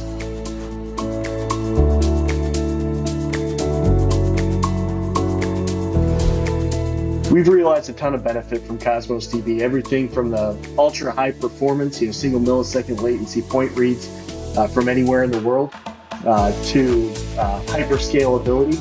We've gone from a database that was measured in single digit gigabytes to multiple terabytes in less than about a year and a half's worth of time. So we've been able to scale very quickly on Cosmos, and we've had a huge developer impact, allowing us to build quickly without having to deal with schema changes and the complexities that relational databases introduce into operational systems. So it's made our developers faster, our deployments more reliable, and our platform as performant as it possibly could be. Hello, my name is Simon, and I'm a lead software developer at Novo Nordisk, a 100-year-old Danish pharma company. Novo Nordisk has a lot of factories around the world. We have almost 100 factory lines, and the plan is to triple these over the next couple of years. So we are expanding a lot, and we need to keep that in mind when we are building software. So even though we have a predictable usage, then it's going to grow steadily over time. But what I'm here to talk about today is how our team uses Cosmos DB and how we have been able to reduce cost as a side effect of implementing new features in our line of business application. So first, I'm going to talk a little bit about our application. What is it used for? Who are the users? And what value does it bring? Then I'm going to tell you something about the evolution of the app from a simple POC to the full-scale solution we have today being used out of the factories. Then I'm going to go through the data modeling, the capacity mode, and then finally touch on the achievements that we have made. Okay, so Digital Checklist is a line of business application being used by the operators on the factory lines that I mentioned in the introduction. So the application helps the operators coordinate their work when they're doing a batch changeover. And a batch changeover is the process being done when we go from producing one product to another. So it could, for example, be on a packing line where we pack a product for Italy, and then we pack a product for Spain. So the packing and labeling and everything is different. So we have to clear the line and clean it and make sure it's ready for the next batch. So this could, for example, be 6 operators that has to coordinate between maybe 50 and 100 different tasks. And as you can imagine, this is going to take a long time. And while the operators do their task, the line is standing still. And when the line is standing still, then we don't produce any products. So by making a digital solution that can coordinate all the tasks between the operators, we can actually reduce the total time it takes to do a batch changeover. But more importantly, we can also reduce the number of mistakes or deviations that might occur. So when we do these batch changeovers, a mistake or deviation could occur. And if it does, and if it's critical, then we might have to scrap the entire batch. That could be worth millions of dollars. So to recap it, we have a simple app, and you can call it a checklist that contains some metadata and a list of tasks that the operators has to do during this batch changeover. And on the picture, you can see one of the operators using our app, and to the left, you can see a screenshot of the app. So it looks really simple, and that's the point, but there is actually a lot going on behind the scenes. So let me take you through the evolution of the app from a simple POC to the scalable app that we have today. So this diagram shows the original POC we made to prove the assumptions we had, that a digital solution can reduce the batch changeover and reduce the deviations. And the POC was actually very basic. So it just consisted of a Swift application, a REST API, and some metadata persisted in Postgres. So this was done in a simple way to reduce the development time and allow us to fail fast in case we couldn't prove the value. But as it turned out, and as I alluded to before, we could actually prove our assumptions. So we got to go ahead to build a production-grade solution that is both scalable, maintainable, and extendable. And even though the POC worked, it had some basic flaws. For example, the most obvious one is that the clients are polling the backend to get updates. So every 5 seconds, the app would ask the backend for the entire state of the batch changeover. So not only does this put a lot of load on the backend, it also doesn't scale. So you can imagine if we have 5,000 clients, then our backend would have a problem. So to fix this issue, we introduced Azure Web Pub/Sub. So instead of letting the clients poll the backend for updates, then the backend would simply just broadcast events to the clients whenever something happens. So that could, for example, be when the backend or when somebody completed a task. Then it would just broadcast task completed to all the clients. And then at the time, Azure Web Pub/Sub did not have the reliable sub protocol. So all the events would have to. Can we do this slide again?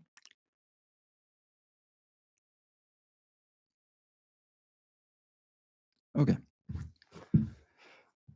So to fix this issue with polling, we introduced Azure Web Pub/Sub. So instead of letting the clients poll for updates, the backend would simply just broadcast events to the clients. For example, the backend would broadcast an event every time a task is completed. At the time, Azure Web Pops Up did not have a reliable sub-protocol. So we could not really trust that the events would reach the clients or they would reach in the right order. So the clients would still have to call the backend to get the latest date every time they got an event. But it will still be fast enough to give the operators a real-time experience. So when an operator, for example, pushes task solved on the screen, then all the other operators would see it immediately.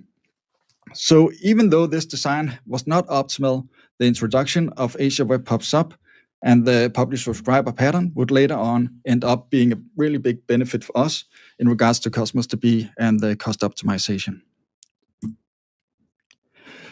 So the next iteration, and the one we have today, introduces Cosmos DB. So during the development of new features, we realized that our data fits very well into a NoSQL model where the data is denormalized. So our data structure in Postgres was almost over-engineered, and having a schema to maintain was kind of a pain. So we actually prefer the flexibility of having a schemaless structure, and we feel like it increases our development speed. And at the same time, Microsoft took out Azure Web Pops Up reliable protocol as a preview. And that had a major impact on our Cosmos DB usage. Because now we could actually rely on messages getting to the client and in the right order. So instead of just sending events to the clients, we would just simply send the entire checklist date to every client. And because of this, we could also limit the number of operations that we would actually have to do towards the database. So you could imagine having 1,000 clients or maybe 5,000 clients. Then every time somebody completed a task, we will still only do one Cosmos DB operation. And then the backend would broadcast everything to the front end. So the data modeling. When we started out with Cosmos DB, we initially considered using Cosmos DB for Gremlin because all the tasks in the checklist have a specific order, and some of them are depending on other tasks. And also one of the benefits we saw of using Gremlin database or a graph database would be that we could use it to determine the most optimal task to perform next. But when we thought about it, we actually thought that maybe in the future, tasks wouldn't really be depending on each other. And maybe some tasks would not be performed by an operator. So we actually went away from this idea, and then we went with Cosmos DB for NoSQL instead. And initially, we thought that it would be a good idea to have each task in its own document, and then have a document with all the metadata about the checklist. And everything should just be grouped together in logic partitions with a shared partition key. But when we did some experiments, we actually found out that this model had a really high request unit consumption. And having all tasks in a single document would actually be much better. So that's what we ended up with, a single document that just represents an entire checklist and all the tasks involved in the checklist. So it's a better solution for us as developers because we can easily query the data, and a single document just contains all the information we need. And also it costs less request units to query one of these documents. This model have one drawback though, compared to having multiple small documents. There's a higher risk of getting concurrent updates on the document. So imagine two operators having to solve a task at the same time. So this could result in two concurrent patch operations on the document. So that could be a problem. So we just deal with it by using the etag attribute. And if there is a concurrency issue, then the backend just retries again. So the developers are happy, the performance is good, and the request units cost is actually pretty low. Next up, we have to choose the right capacity model. So the graph here shows our consumption of request units over a regular week. It might look a little bit spiky, but if you zoom in on a second interval, it's really not. So our estimate is that we would consume 2.5 million request units and use maybe 400,000 database operations per month. So of course, this is going to grow over time as we get more factory lines, and we have to keep that in mind. So we have three options for the capacity model. We can either choose manual provision throughput, auto-scaling, or serverless. So with manual provision throughput, it has a minimum of 400 request units per second, and that's equivalent to 1 billion request units per month. So that's way more than we need. And if we set the request units to 400 request units per second, then I think we would rarely hit the rate limit. And the rate limit happens if we exceed the provision throughput. And according to the Azure pricing calculator, this setup is going to cost us $24 per month. Then we have auto-scaling. So auto-scaling is actually really difficult to predict. And it's optimal if you have usage that changes a lot.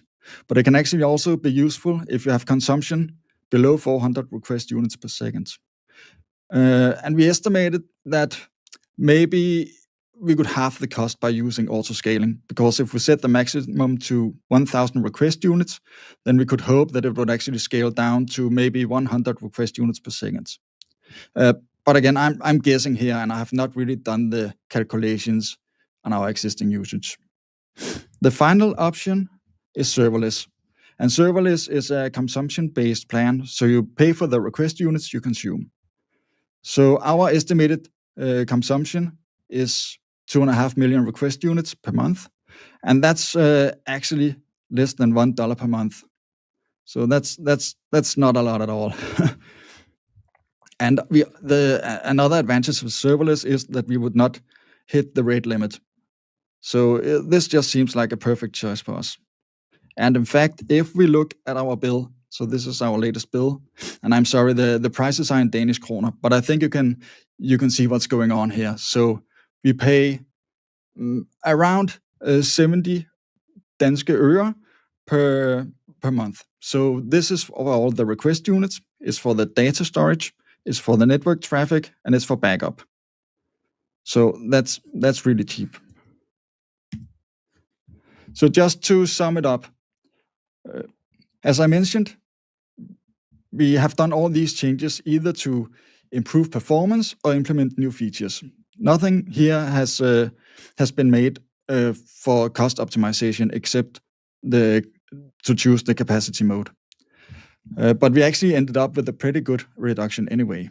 So we went from a Postgres database that will set us back $240 per month to Cosmos DB that costs less than $1 per month.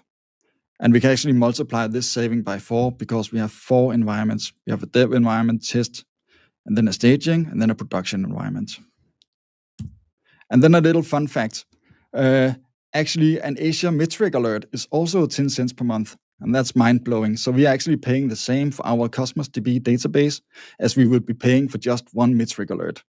So to monitor the request units would actually double our database cost. And then a really interesting bonus and add-on when you're using Cosmos DB and the serverless option. So Azure Database for Postgres Flexible Server consumes a lot of CO2, and the Cosmos DB serverless does not. So we can actually reduce our carbon footprint by 22% by deleting or getting rid of the Postgres database. It's not like we are talking tons of CO2 here. It's kilos, but I still think it's not a lot, but I think it's something anyway. Okay, so this is the key takeaway from today. And I know it might be a hot take because I've talked with a lot of developers and architects that says that Cosmos DB is expensive and it's reason enough to stay away. But I think it really depends. So if you have a use case and an architecture that enables you to control how you interact with the database, then the serverless model is actually really inexpensive. And could we have done something different, like using a cache? Yeah, I think we could. I think we could have done many different things. And we could probably also host the Postgres database in another way. We are using the general purpose instance of the Postgres database, but maybe you could scale it down to something smaller. But I still think it's not going to get us down to 10 cents per month. So we are actually running this production-grade line of business application on many factory lines. It's scalable, it's extremely fast, and we only pay less than $1 per month for the database. So that's all I had for you today. Thank you for sticking around to the end of the presentation, and enjoy the rest of the Cosmos DB conference. Hi, I'm Senthil Chandrasuryan. I'm a solutions architect at QVC Group. Today I'm going to be talking about a product data hub that we have built within QVC using Azure Cosmos DB, some of our architecture, and how we plan to use some of the things in the future as well.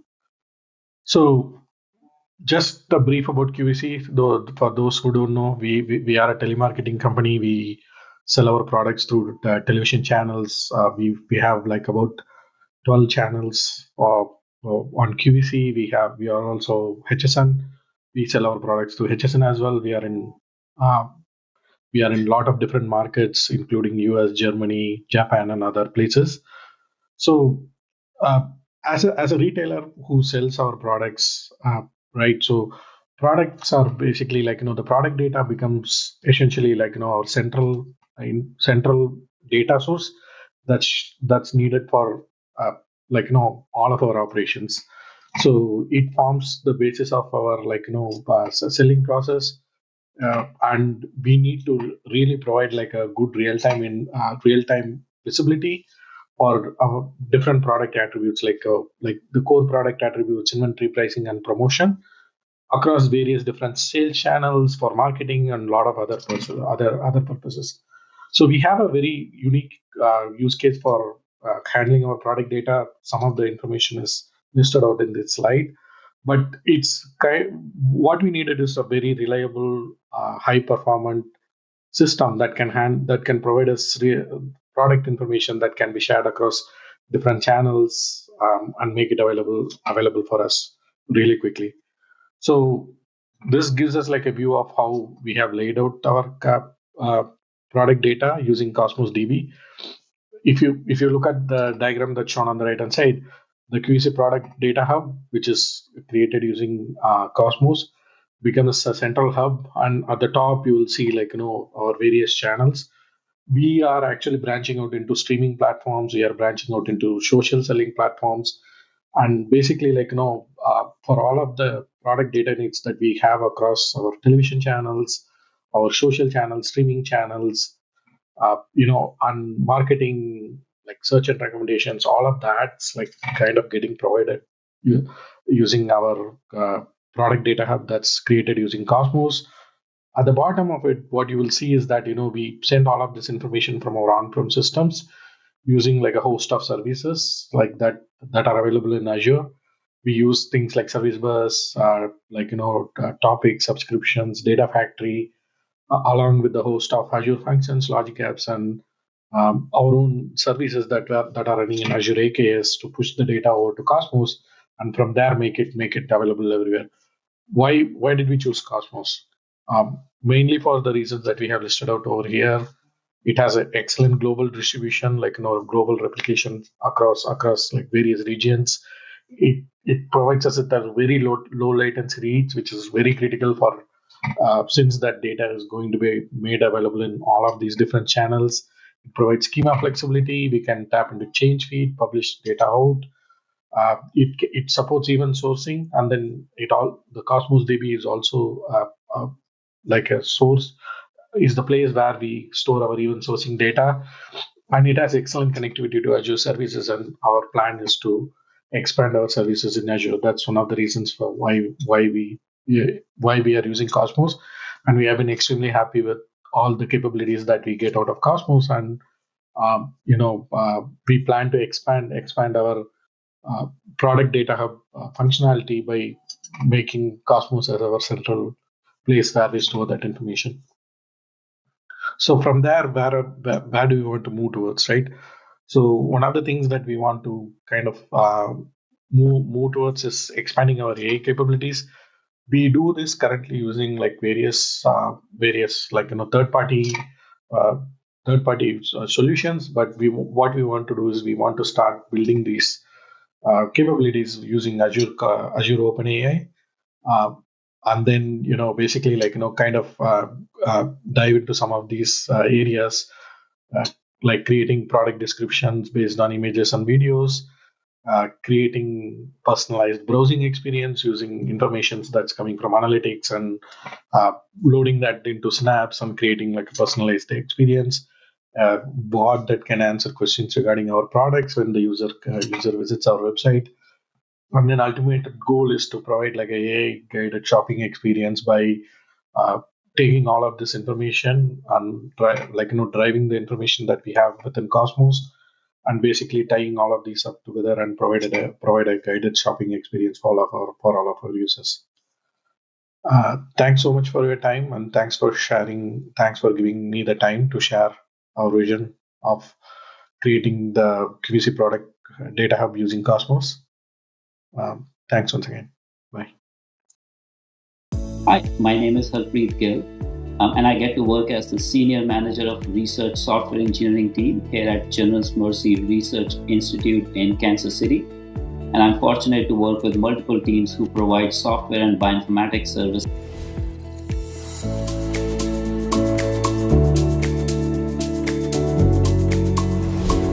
We primarily use Azure Cosmos DB for our health device data collection platform, which collects data from a variety of health devices and transforms it into meaningful information for researchers.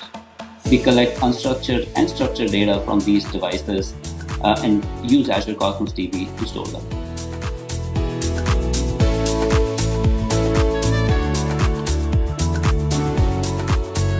We realized that by leveraging Azure Cosmos DB, we were able to collect a variety of datasets in one platform, then integrate with downstream processes to transform these datasets into meaningful information.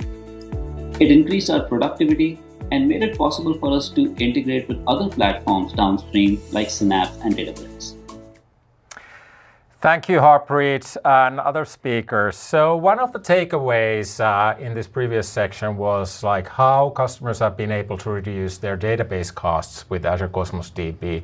And particularly interesting was the comparison between the different throughput models of Azure Cosmos DB. I found that very interesting.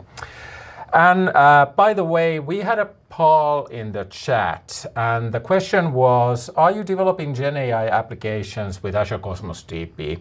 And it seems like 57% of the audience at that time said yes. So Gen AI seems to be a very popular topic. We had 28 votes at that point. So folks, I want you to keep commenting our sessions and the topics. So please use the YouTube chat.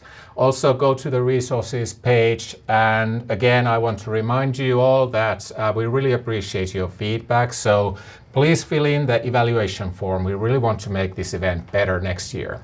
Yeah.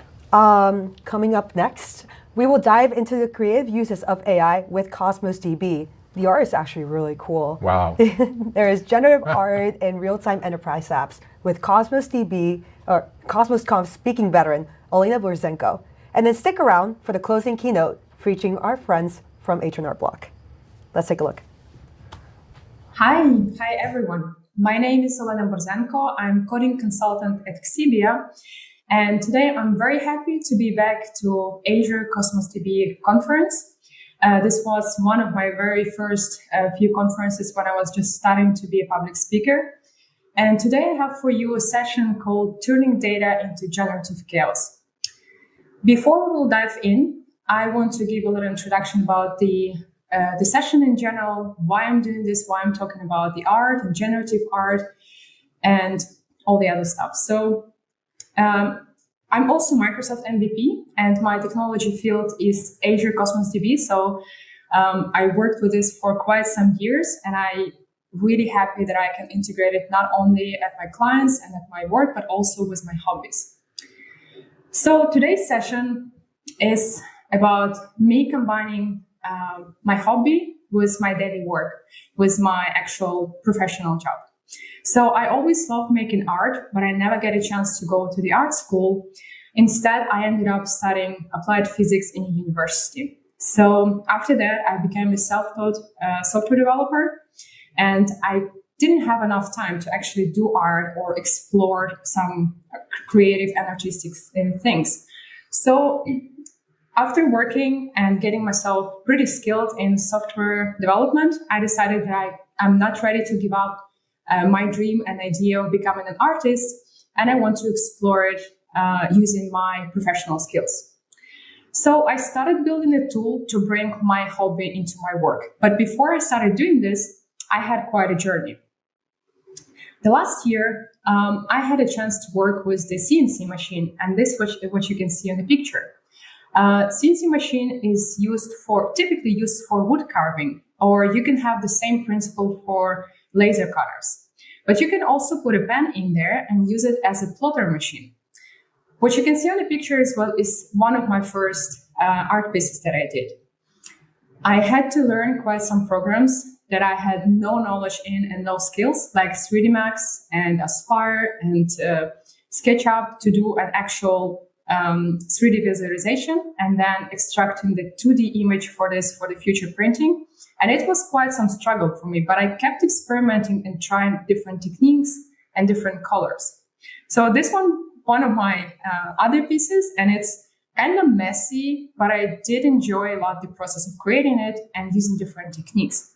I started introducing the brush strokes and also using some acrylic paint, all this stuff.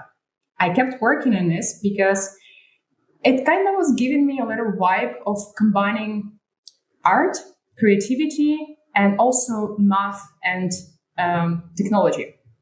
So the next pieces that I did was actually a diptych. So it's two related art pieces. And as you can see, they are related by the concept and the brush stroke.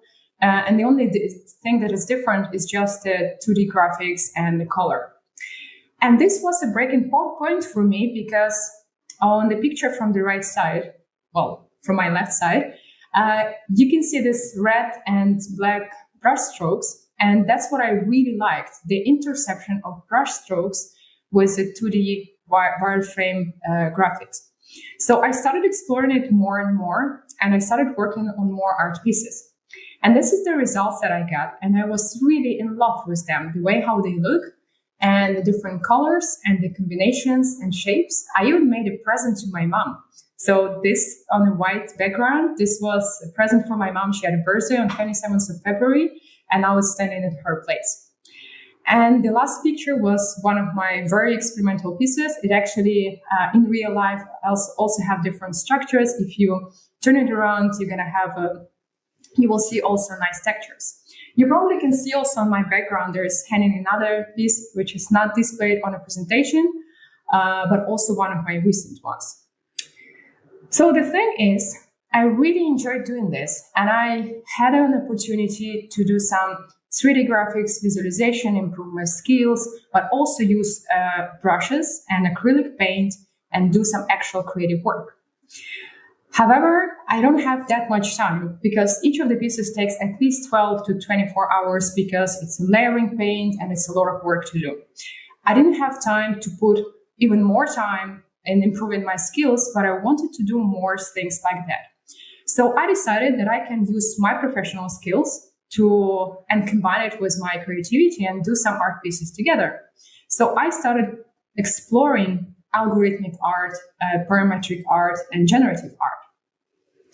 Before saying how I combine this, how I actually used it in my project, I want to explain a little bit difference between those things. So first of all, algorithmic art, you can use different formulas. It's not necessarily have to be one formula, but if you take those two lines and you iterate through them in a loop, and you provide R parameter and angle, as a result, you will have with a consistent logic. As a result, you will have a fully deterministic output.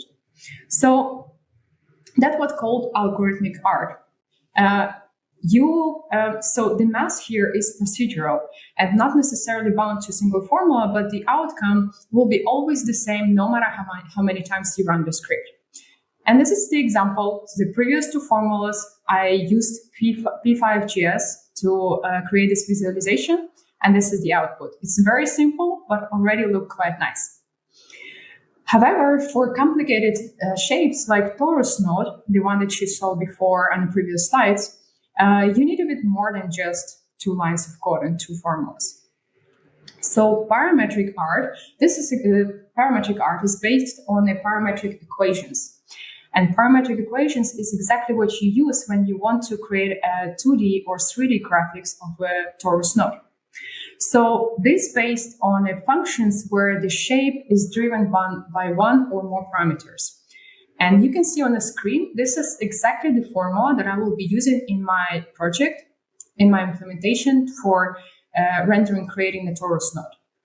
The thing is, what's the difference between parametric art and algorithmic art is that you're plotting points as a function of time. As you can see, X has dependency from time, from T, the same for Y, and the same for Z.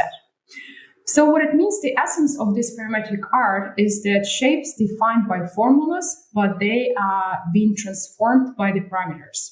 And the next one, so this is the examples of the parametric equations that I used for creating a very nice visuals. And it was, for me, an inspiration when I was creating my project. It was also an inspiration when I was just starting to do all those art pieces, because I do like symmetry and I do like the shapes of it.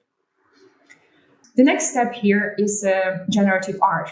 So, of course, we know a lot about generative art, especially taking into account all those AI tools and modern technologies. We can generate picture using, for example, the DALL-E model, and this is going to be generative art. But that's not what I was interested in. I wanted to use parametric equations and algorithms and create generative art based on certain descriptions, rules, and logic. So what makes my art generative, or for example, the code that you can see on the screen, is a little randomization of parameters. So those 4 lines, they make result unpredictable. So every time when you will refresh the page, for example, or when you will re-render your code, there's going to be different shape, different result. It's going to be led by the formulas that you can see, but you will never be able to predict the outcome unless you're very good in math. So you set the rules and you let the system surprise you. And that was exactly what I wanted to achieve. I wanted a system, my project, to help me create more pieces that I will not be able to create myself, because I already have certain opinion of how to build things. And I will never choose certain parameters. I will never experiment in a way that can be experimented with code and generative art. So just a few words about the concept of the project. I wanted to take any user input data. I had a couple of iterations of this project, and in the first iteration, I thought that I can take environmental data, for example, data from IoT devices like temperature in the room or humidity in the room, and transform this data in a small, short art descriptions, and then use algorithms to generate small visualizations. I thought that could be a nice experiment, let's say. That was for my first iteration, and it didn't really go quite well because even if I wanted to generate something very simple, it was still quite hard to define which function and which algorithm to use in which case. So I decided, since I found for myself that I really like torus node shape, I decided to keep it very simple and very focused to one shape in my current application. So taking user input, in my case, I'm just providing short prompts. Like, for example, I want to see a shape that looks like a flower, or the shape that looks like a star, maybe even mentioning the color scheme. And this will be actually more than enough. This user input, this input will be taken and sent to LLM with a specific prompt. Based on this information, the LLM will generate for me our description. It will be not very long, just 1 or 2 or 3 sentences. It's gonna give it's gonna give a bit more details about the final view of the art. So, for example, the shape that looks like a flower, it will just give more details of how it should be twisted, what colors should be used, and so on. And based on that information, I will be generating a torus node configuration, which is going to have a very strict JSON schema.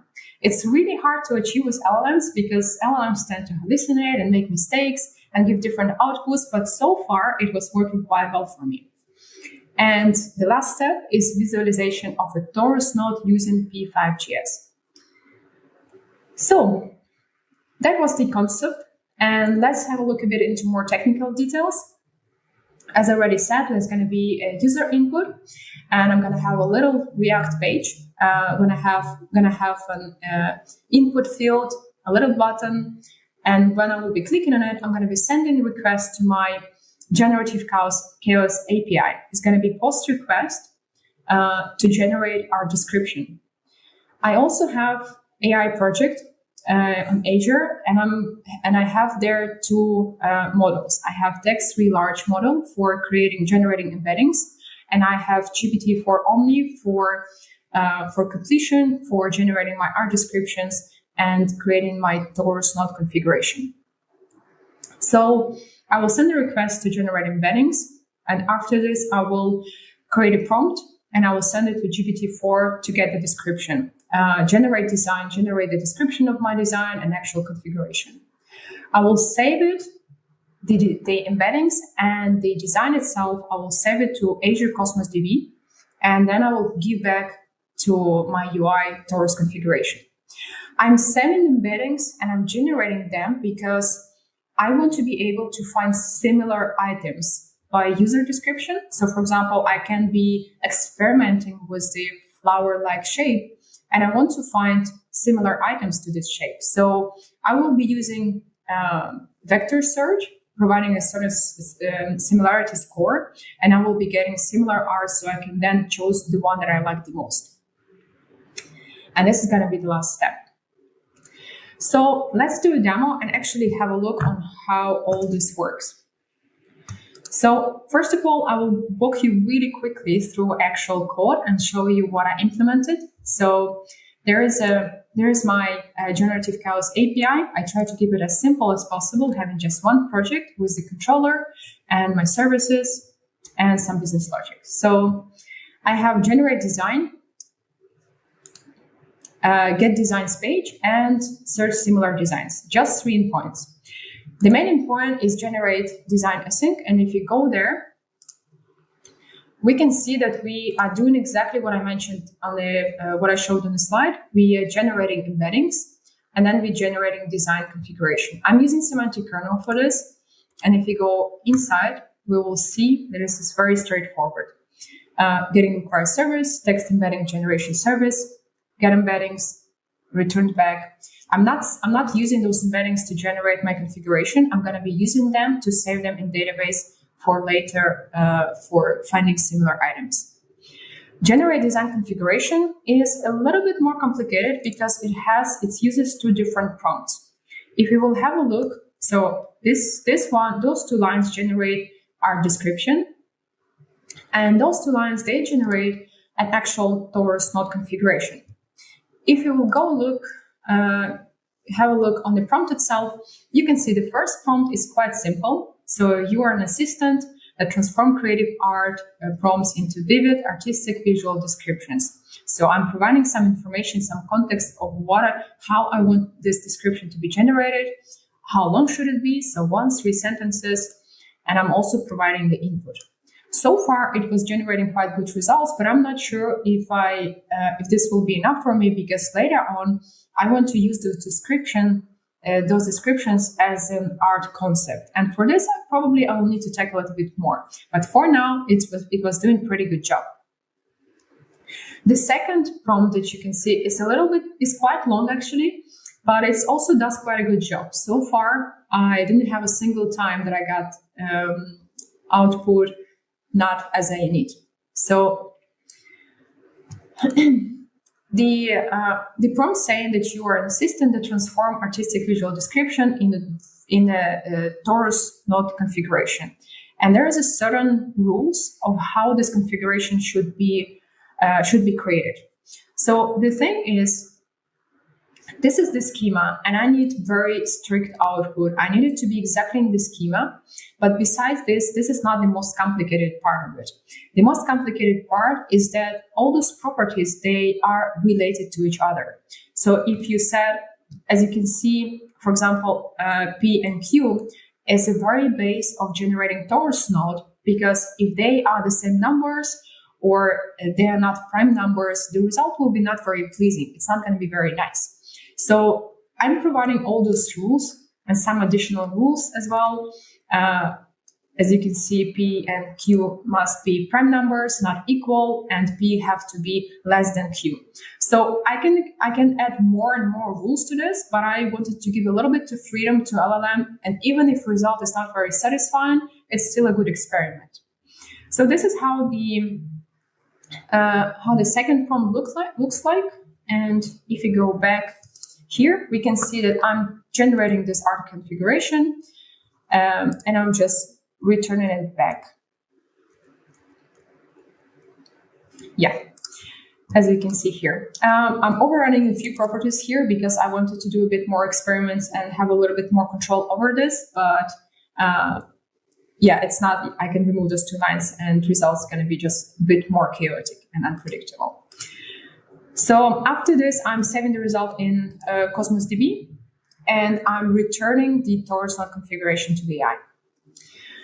When I want to find similar items, what I do is I'm using the same user input. So I'm sending those 2 requests simultaneously, one to generate design and the second one to find similar items. And what I'm doing, the same thing. First, I'm generating embeddings because I don't have embeddings yet at this point saved already in database or something like this. I have only user input.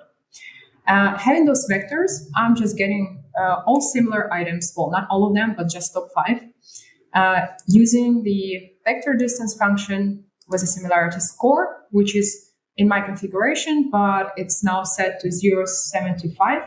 If you want to have almost exact items, you need to increase the similarity score almost to 0.99. But for me, I wanted to get everything that looks like or reminds me of certain user input. So I lowered it to 0.75. Yeah, so I'm getting all the results and then I'm just transforming them to my DTO because I don't need vectors on my UI, so I'm excluding them and I'm receiving back only the torus node configuration and the user input. So this is basically it. This is the main logic. The last method that we have here is just getting all the items from the container, and I did it mostly for testing purposes. So yeah, I'm not using it that often. I'm gonna do a very quick walk through the UI. So this is the React application, and I'm using React with Wide. So I have 2 pages. One is a home page and one is a gallery page. As you can see here on the UI, I have a default configuration for torus node because I don't want to open the page and see nothing. And here I have a logic. So I'm calling my 2 endpoints to create a design and to get similar items based on the user input. And then I'm rendering the torus node configuration, the torus node shape. This file has all the logic and all the calculations, all the math with all the effects. And I spent, I think, most of the time building this project, I spent building this component. I basically reverse engineered 3D Max, and it was much more complicated than what I thought from the beginning. So the configuration file is quite big, and all those properties are manually, well, not manually, all those properties, they implemented as a side effect for the torus node shape. So it's not going to be just a straight tube. It's going to have twists. It's going to have certain flat surfaces and lumps and all the other stuff. You will see the result now just in a couple of seconds, but the file is quite long. And if you ever feel interested in having a look on actual implementation on the slides in a couple of minutes, you will see the QR code to the repository. And let's go now to the portal just for the second, because I want to show how I set up the Azure Cosmos DB. So I have my account created for NoSQL, and I have my database and container where I will be storing my designs. I also had to enable a feature, so vector search for NoSQL API. I enabled it because otherwise it will not be working, of course. And if you go to the container itself, you also will need to set up the container policy and indexing policy to make sure that you will be able to save embeddings and do the vector search on your data. So let's have a quick look at the items itself. So I already played a little bit with the application, And that's if we will have a look inside a file. So that's, sorry. So that's how the torus node design looks like. We have the user input, we have a generated description that has a few sentences, and we have and we have the torus node configuration. So this is just serialized object because I cannot store an object as a vector data, so I had to make a string out of it.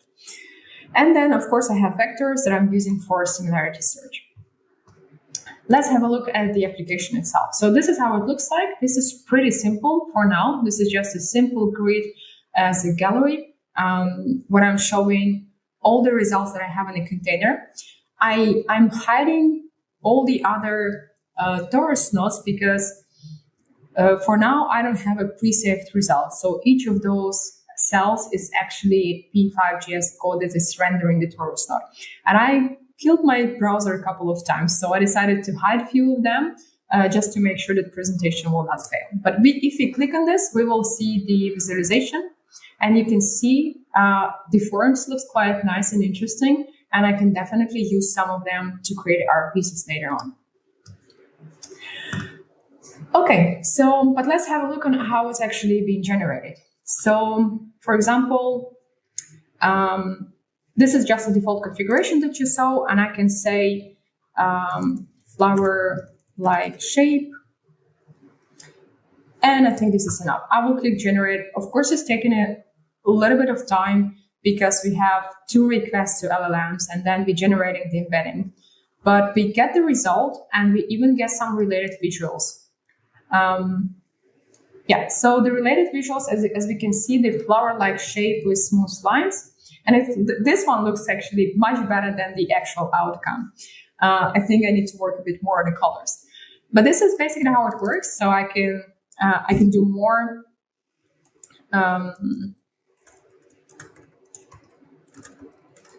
Star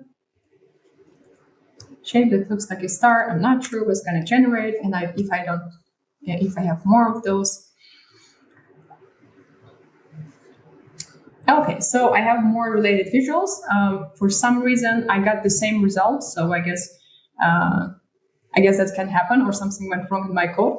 But we also get related visual that also shape that looks like a star. So we also can see that more items were added here. So it was just generated 2 times, very similar result. That's fine. So at this point, that's all with the demo, and I will go back to my presentation. And here you go. There is a QR code to my repository if you want to have a closer look to the code itself, to the logic, and how it works. And thank you very much for your attention. Here is my Instagram, because there I'm going to be posting more of my artworks, and also LinkedIn and Twitter. Please feel free to connect. And thank you very much for your attention. Manny Jamal, Principal Architect at H&R Block. Hi, I'm Vin Kamath, Principal Architect at H&R Block, and today we're going to talk about Azure Cosmos DB as the backbone for AI-enabled enterprise applications. We'll get started with Manny talking about the journey we've had so far. Go ahead, Manny. So if you really look at H&R Block, H&R Block is in tax business since 1955. In the world of distributed and cloud computing, we took a journey to modernize our tax platform about 3 years ago. The idea was to provide H&R Block clients an omnichannel service by composing the applications on a single platform. So as we tried to do that, we set 2 big goals. Number 1 is being entirely cloud native. We didn't want a lift and shift or infrastructure as a service. We wanted to build from ground cloud native. And the second piece of this was to have a clearly defined bounded context following domain-driven design. And we wanted to extend that all the way to the data. So with those goals in mind, we looked at the technology landscape. And what we found that as an architectural choice, we landed on doing microservices for the clear isolations and independence. And to extend that isolations all the way to the data, we chose Azure Cosmos DB as our storage, as opposed to a traditional RDBMS. So let's look at the journey. When you look at the journey, we set out with some big positives. With Cosmos, that doesn't really have a schema, we are able to learn and adopt to the data model as we took the journey. Meaning, we didn't have to wait all the way for all the requirements to be known. We just started going as soon as the information was available to us and adopt to the changes. So this feature also allowed our developers to focus on the capabilities that they are offering and not have to wait for the others, because there was continuous adjustment. This was one of the greatest features that we had as we were developing these applications. The second piece of this, which was very important to us, is H&R Block is in a tax business which is seasonal, meaning January to April. So we don't really have that much going on in terms of load of clients rest of the time. Even during the tax season, we really have two big peaks. So what we really wanted, a system where we can not only scale out just a compute, but also the data layer. And Cosmos was basically good at it. So we use that to advantage. Then the other big piece was we had transaction systems that were responsible for read and write, and we had other systems like DataOps and other systems that's pretty much doing the read.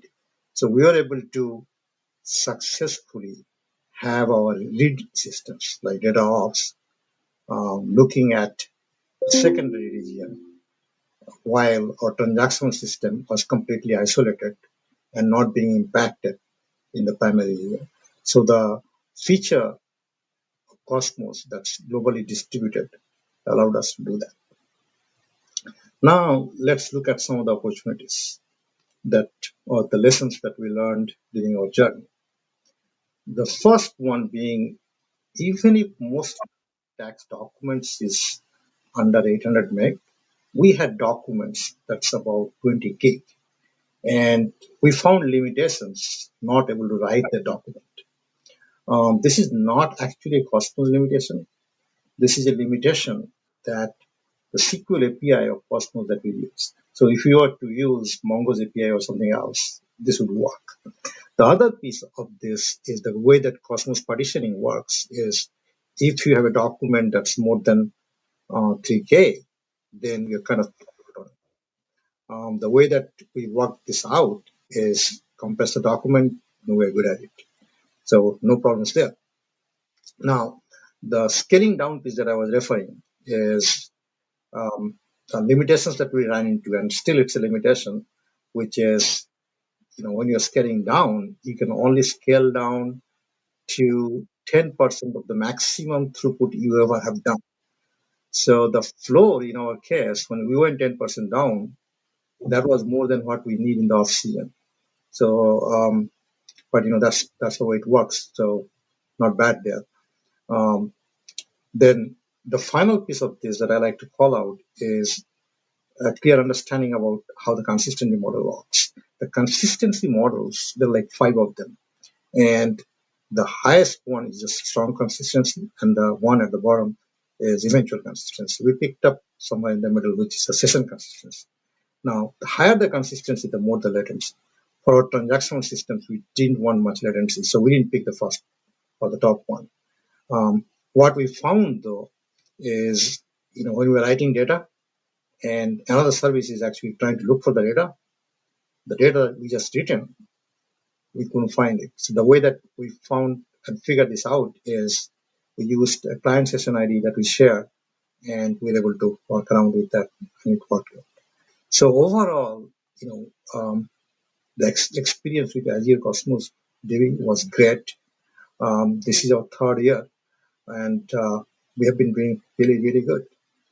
So with that, I will let Vin go over with some of our journey in the AI space.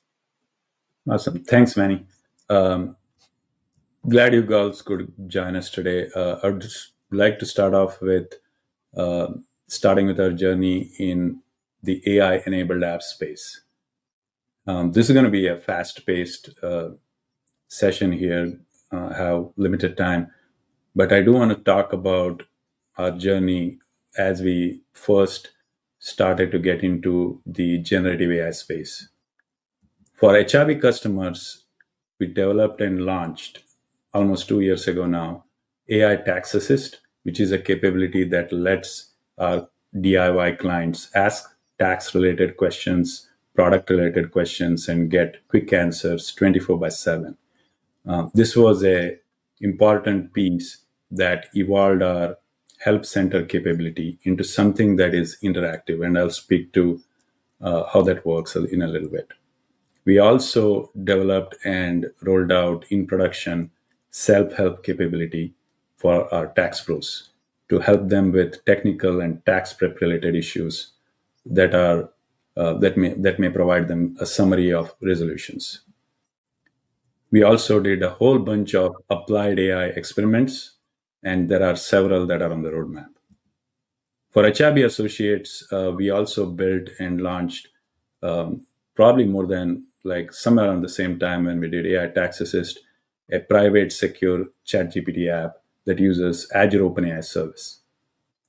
We also did multiple tooling experiments with AI, such as building testing and evaluation capabilities so that the manual testers can evaluate them.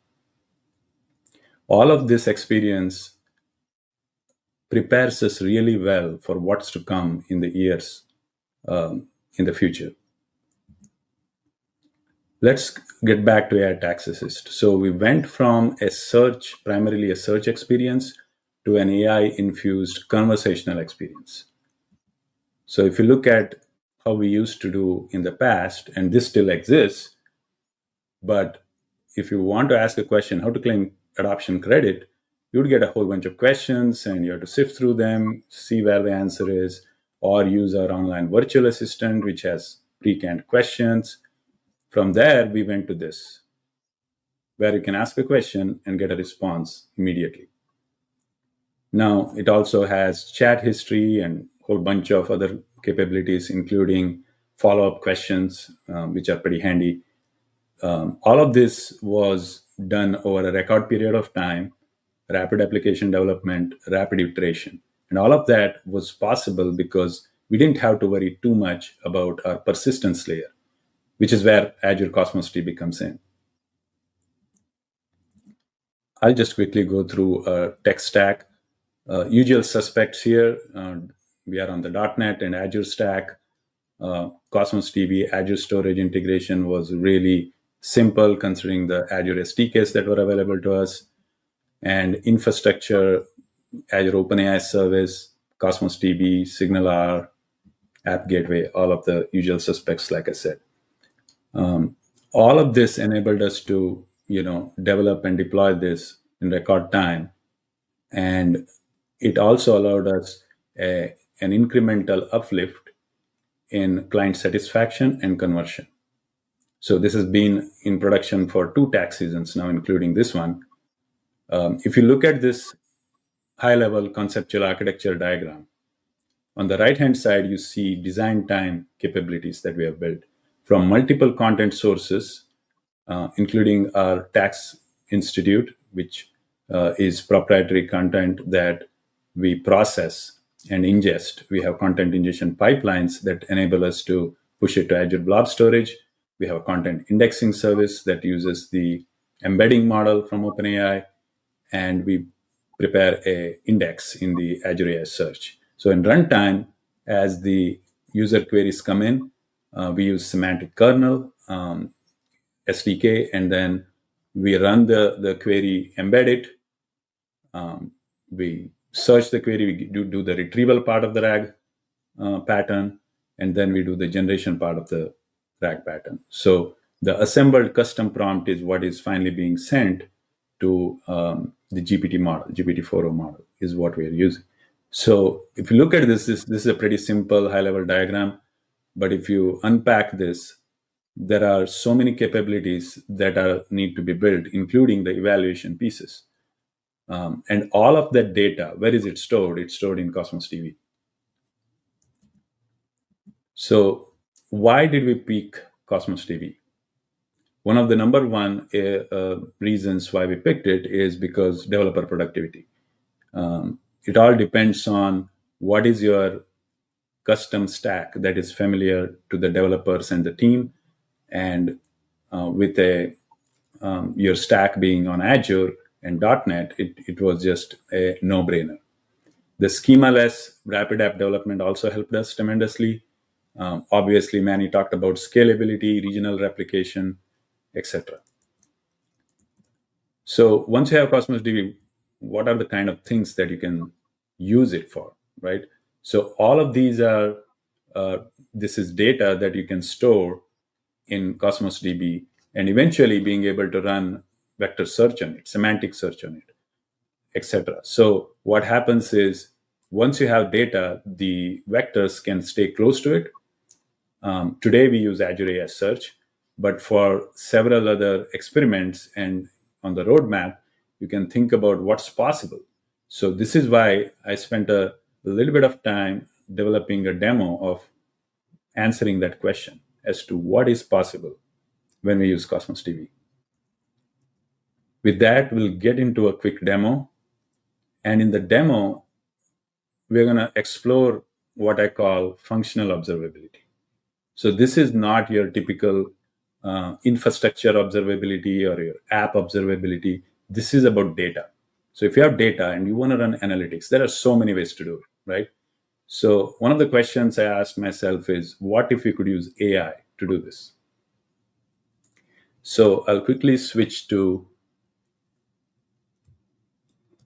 the demo here. So with Chat's transcript analytics, what I did is I created a bunch of educational sample data for conversations that could happen between a tax assistant, an AI tax assistant, and customer or the user, right? So if you look at this, this is all sample data, simulated synthetic data. And this is just an explorer of that data. So a user can ask, can you tell me what the federal tax filing deadline is? And assistant comes out back with a response. And again, like I said, none of this is from our real data. This is synthetic data that we use to test possible hypotheses of how we can improve our experience. So I'll go through a few more. You can see how I've generated about 20 of them, I believe. Variety of questions. Some express frustration, some are annoyed, some are really happy. It all depends. So all of this data is stored in a chat transcript DB. So if you look here, this is a very simple data model for the chat transcripts. Role is the user, assistant says this, so on and so forth. And down here, you can see the embeddings of the conversation. So these are, you can go look at and Google it a little bit and see what are embeddings. But you can literally ask questions that are semantically similar to extract information. This is the retrieval part. In order to do that, you have to generate embeddings using one of the embedding models. So I can go through some additional chat transcripts here, but you get the idea, right? Now let's switch back to the app and I'll show you what the goal is here. So the goal is to generate something like this. I want to run analysis on this chat transcript data. So when I run the analysis, I've run some analysis already. I have sampled the data because running, if you have millions of transcripts, running all of them becomes very challenging and takes a lot of time.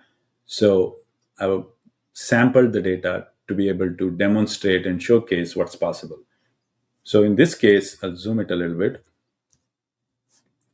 You can see I've analyzed 10 transcripts. The overall sentiment was neutral for this sample. The top topic was home office reduction.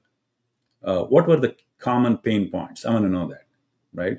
So this app uses generative AI, specifically the O3 mini model, which is better at reasoning, is used to decide, given this transcript messages and bunch of transcripts, in this case 10, how can we extract this information that we are really looking for? Why are we doing this? To improve the experience, right? To find out what we can do to make it better.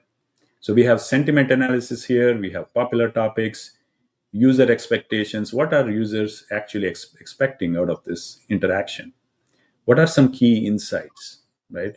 So I can go back and look at some older ones and see what were the common pain points, popular topics, because this helps us. If we know what the popular topics are, we can spend more time improving that content.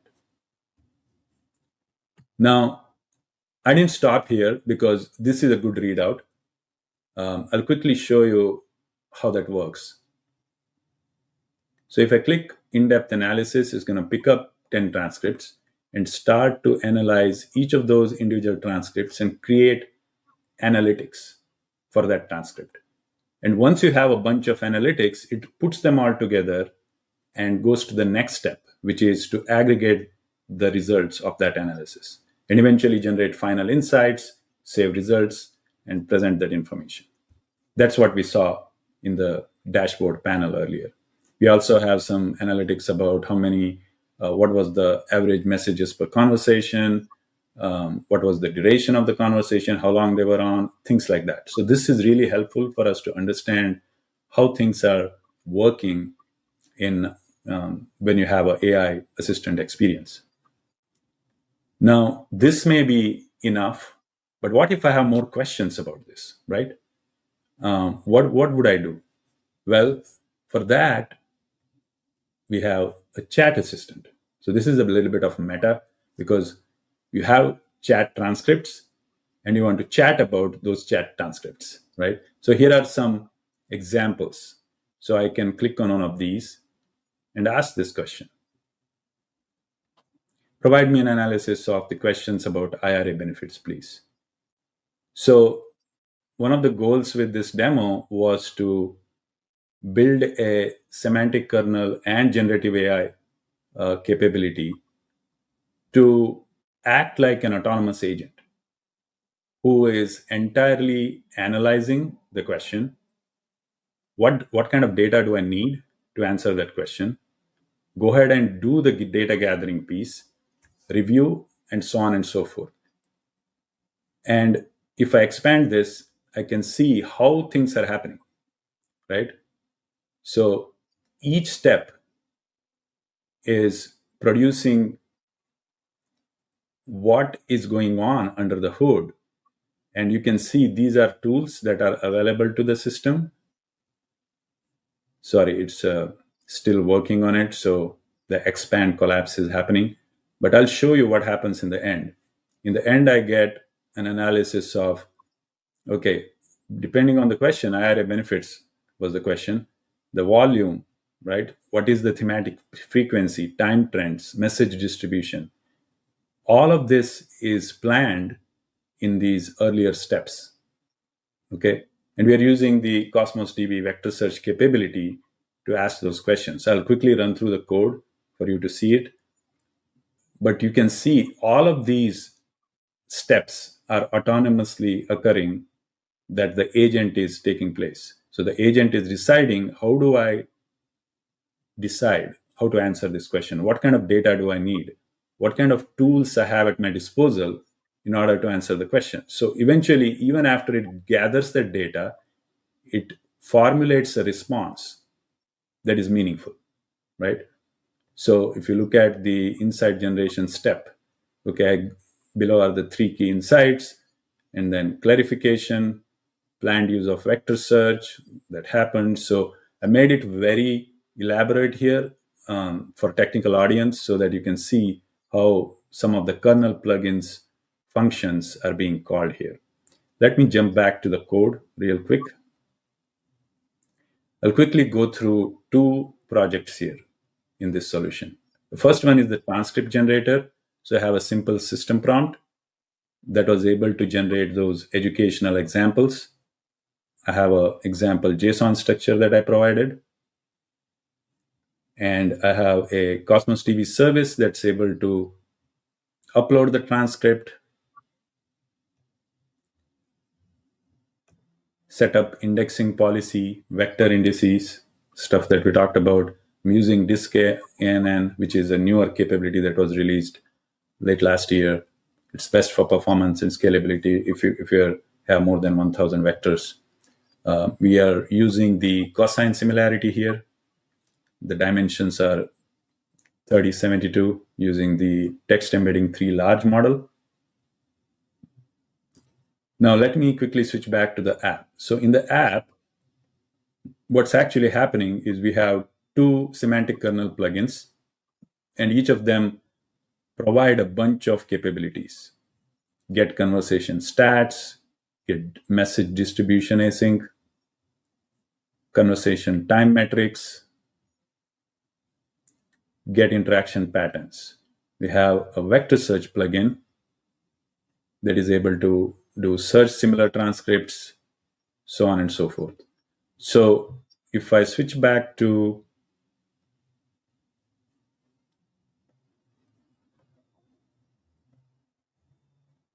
the Cosmos DB interface here, during the analysis, we produced these comprehensive analysis that we earlier saw, right? So the first step was to create these analytics and embed them.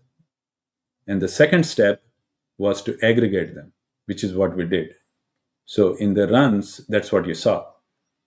Things like, okay, what were the pain points, confusion over eligibility, right? So this was aggregated analytics. All of this was created by the application using these tools and functions. Now I'll go over some of the prompts of the agent. So starting with this chat agent service, as the request comes in, again, using SignalR, we are able to use the chat hub. So in the chat hub, this is where the entry point of the message is once the message comes in. So we start a step, right? We start step-by-step process and send out what we call as the reasoning transparency. In order to provide transparency to the user as to what is happening, you have to notify the client. In this case, it's the user. So this chat agent service eventually ends up using step-by-step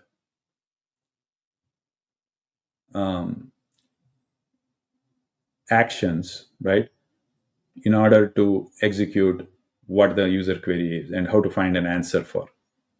So all of this, if you look at the evolution of from here, what you can do, you can put this into a loop. So until you have a final response, you are looping through the analysis phase, the planning phase, and the final response generation phase. All of that is happening using the Cosmos DB query plugin and the Cosmos DB vector search plugin. When all of these are put together, you can imagine if you put the data from Cosmos DB and the AI using the Azure OpenAI service generative AI models, what actually is possible, right? You can have this run every night, for example, do its sampling, improve the accuracy of the generated analytics, and make informed decisions to improve the experience for the user. And this is not domain specific, to be honest with you. If you think about this, this can be applied to any kind of data that exists in your Cosmos DB. Any JSON document, structured or unstructured data, can be analyzed on when you put AI and data together. Thank you. Hope you had a good time with our session here, and I expect you go back and experiment with how to put data and AI together. But before you go, I do want to highlight that today is April 15th, right? It's a tax day. If you haven't yet filed your taxes, file it with H&R Block. And you can file it however you want, from home, in person, or drop off. Multiple options available. We also have a mobile banking platform called Spruce. Feel free to check it out. See you next time. Thank you. Thank you guys for watching us. Reach out to us. This has been a great experience using Azure Cosmos DB, modernizing our platform. Thank you. Thank you, H&R Block, and thank you, everyone. This pretty much, is about the end of Azure Cosmos Conf 2025. It's been an exciting day, and we are so appreciative of you staying with us. Yeah, I just want to give a huge shout out to all of the speakers, contributors, and everybody who made this event possible. And we have really learned a lot about different scenarios for Azure Cosmos DB. Obviously, everything is about AI these days. So we talked about Copilot, Gen AI, agents, MCP, and so on. Real time, which is my favorite, change fees, and so on. A very important topic, cost optimization, lots of best practices over there. And one of the interesting topics was how to use Cosmos DB and AI together to create art. And it's really interesting and fascinating to see how AI is now in all these enterprise apps and enterprise stories that we keep hearing. Yeah, and if you want to catch any of these presentations on your own time, all sessions will be available on demand, plus some new sessions. Brian Benz will be talking about accelerating real-time analytics with Cosmos DB and GPU-enhanced serverless Apache Spark. Anurag Dutt will cover seamless integration of Azure Cosmos DB with Azure Kubernetes service. And lastly, I will talk about getting started with Azure Document DB and open source, which is the open source engine powering Azure Cosmos DB for MongoDB. And I'm so excited about this session specifically, Patty, because I was so excited about the open source release that we did in January. Document DB, and so I'm definitely going to watch your session again. Thank you. And by the way, open source is something that developers love, and we just had a poll in the chat about which programming language you're using to develop with Azure Cosmos DB, and I was actually really happy to see that Python is a clear second there. We had quite a lot of C# developers, but Python is a very interesting for us, and we actually go to different Python events these days. Yeah. And also, I just kind of want to remind you that there's still a chance for you to give us feedback. So please go to the evaluation form and give us feedback and help us to continue to bring to you exceptional content for next year's Azure Cosmos Conf. Yeah, and please, I encourage you to continue learning more about Azure Cosmos DB and stay involved in our community.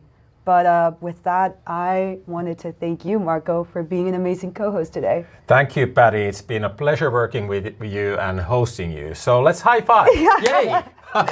Yeah, well, goodbye, everybody. Goodbye. See you next year. Thank you for coming. And have a great rest of the week. Thank you. Bye. Thanks for being a part of Azure Cosmos DB Conf 2025. We'll see you next year. Thank you. Thank you. Thank you. Thank you. Thank you. Thank you. Thank you. Thank you. Thank you. Thank you. See you at Azure Cosmos DB Conf 2026.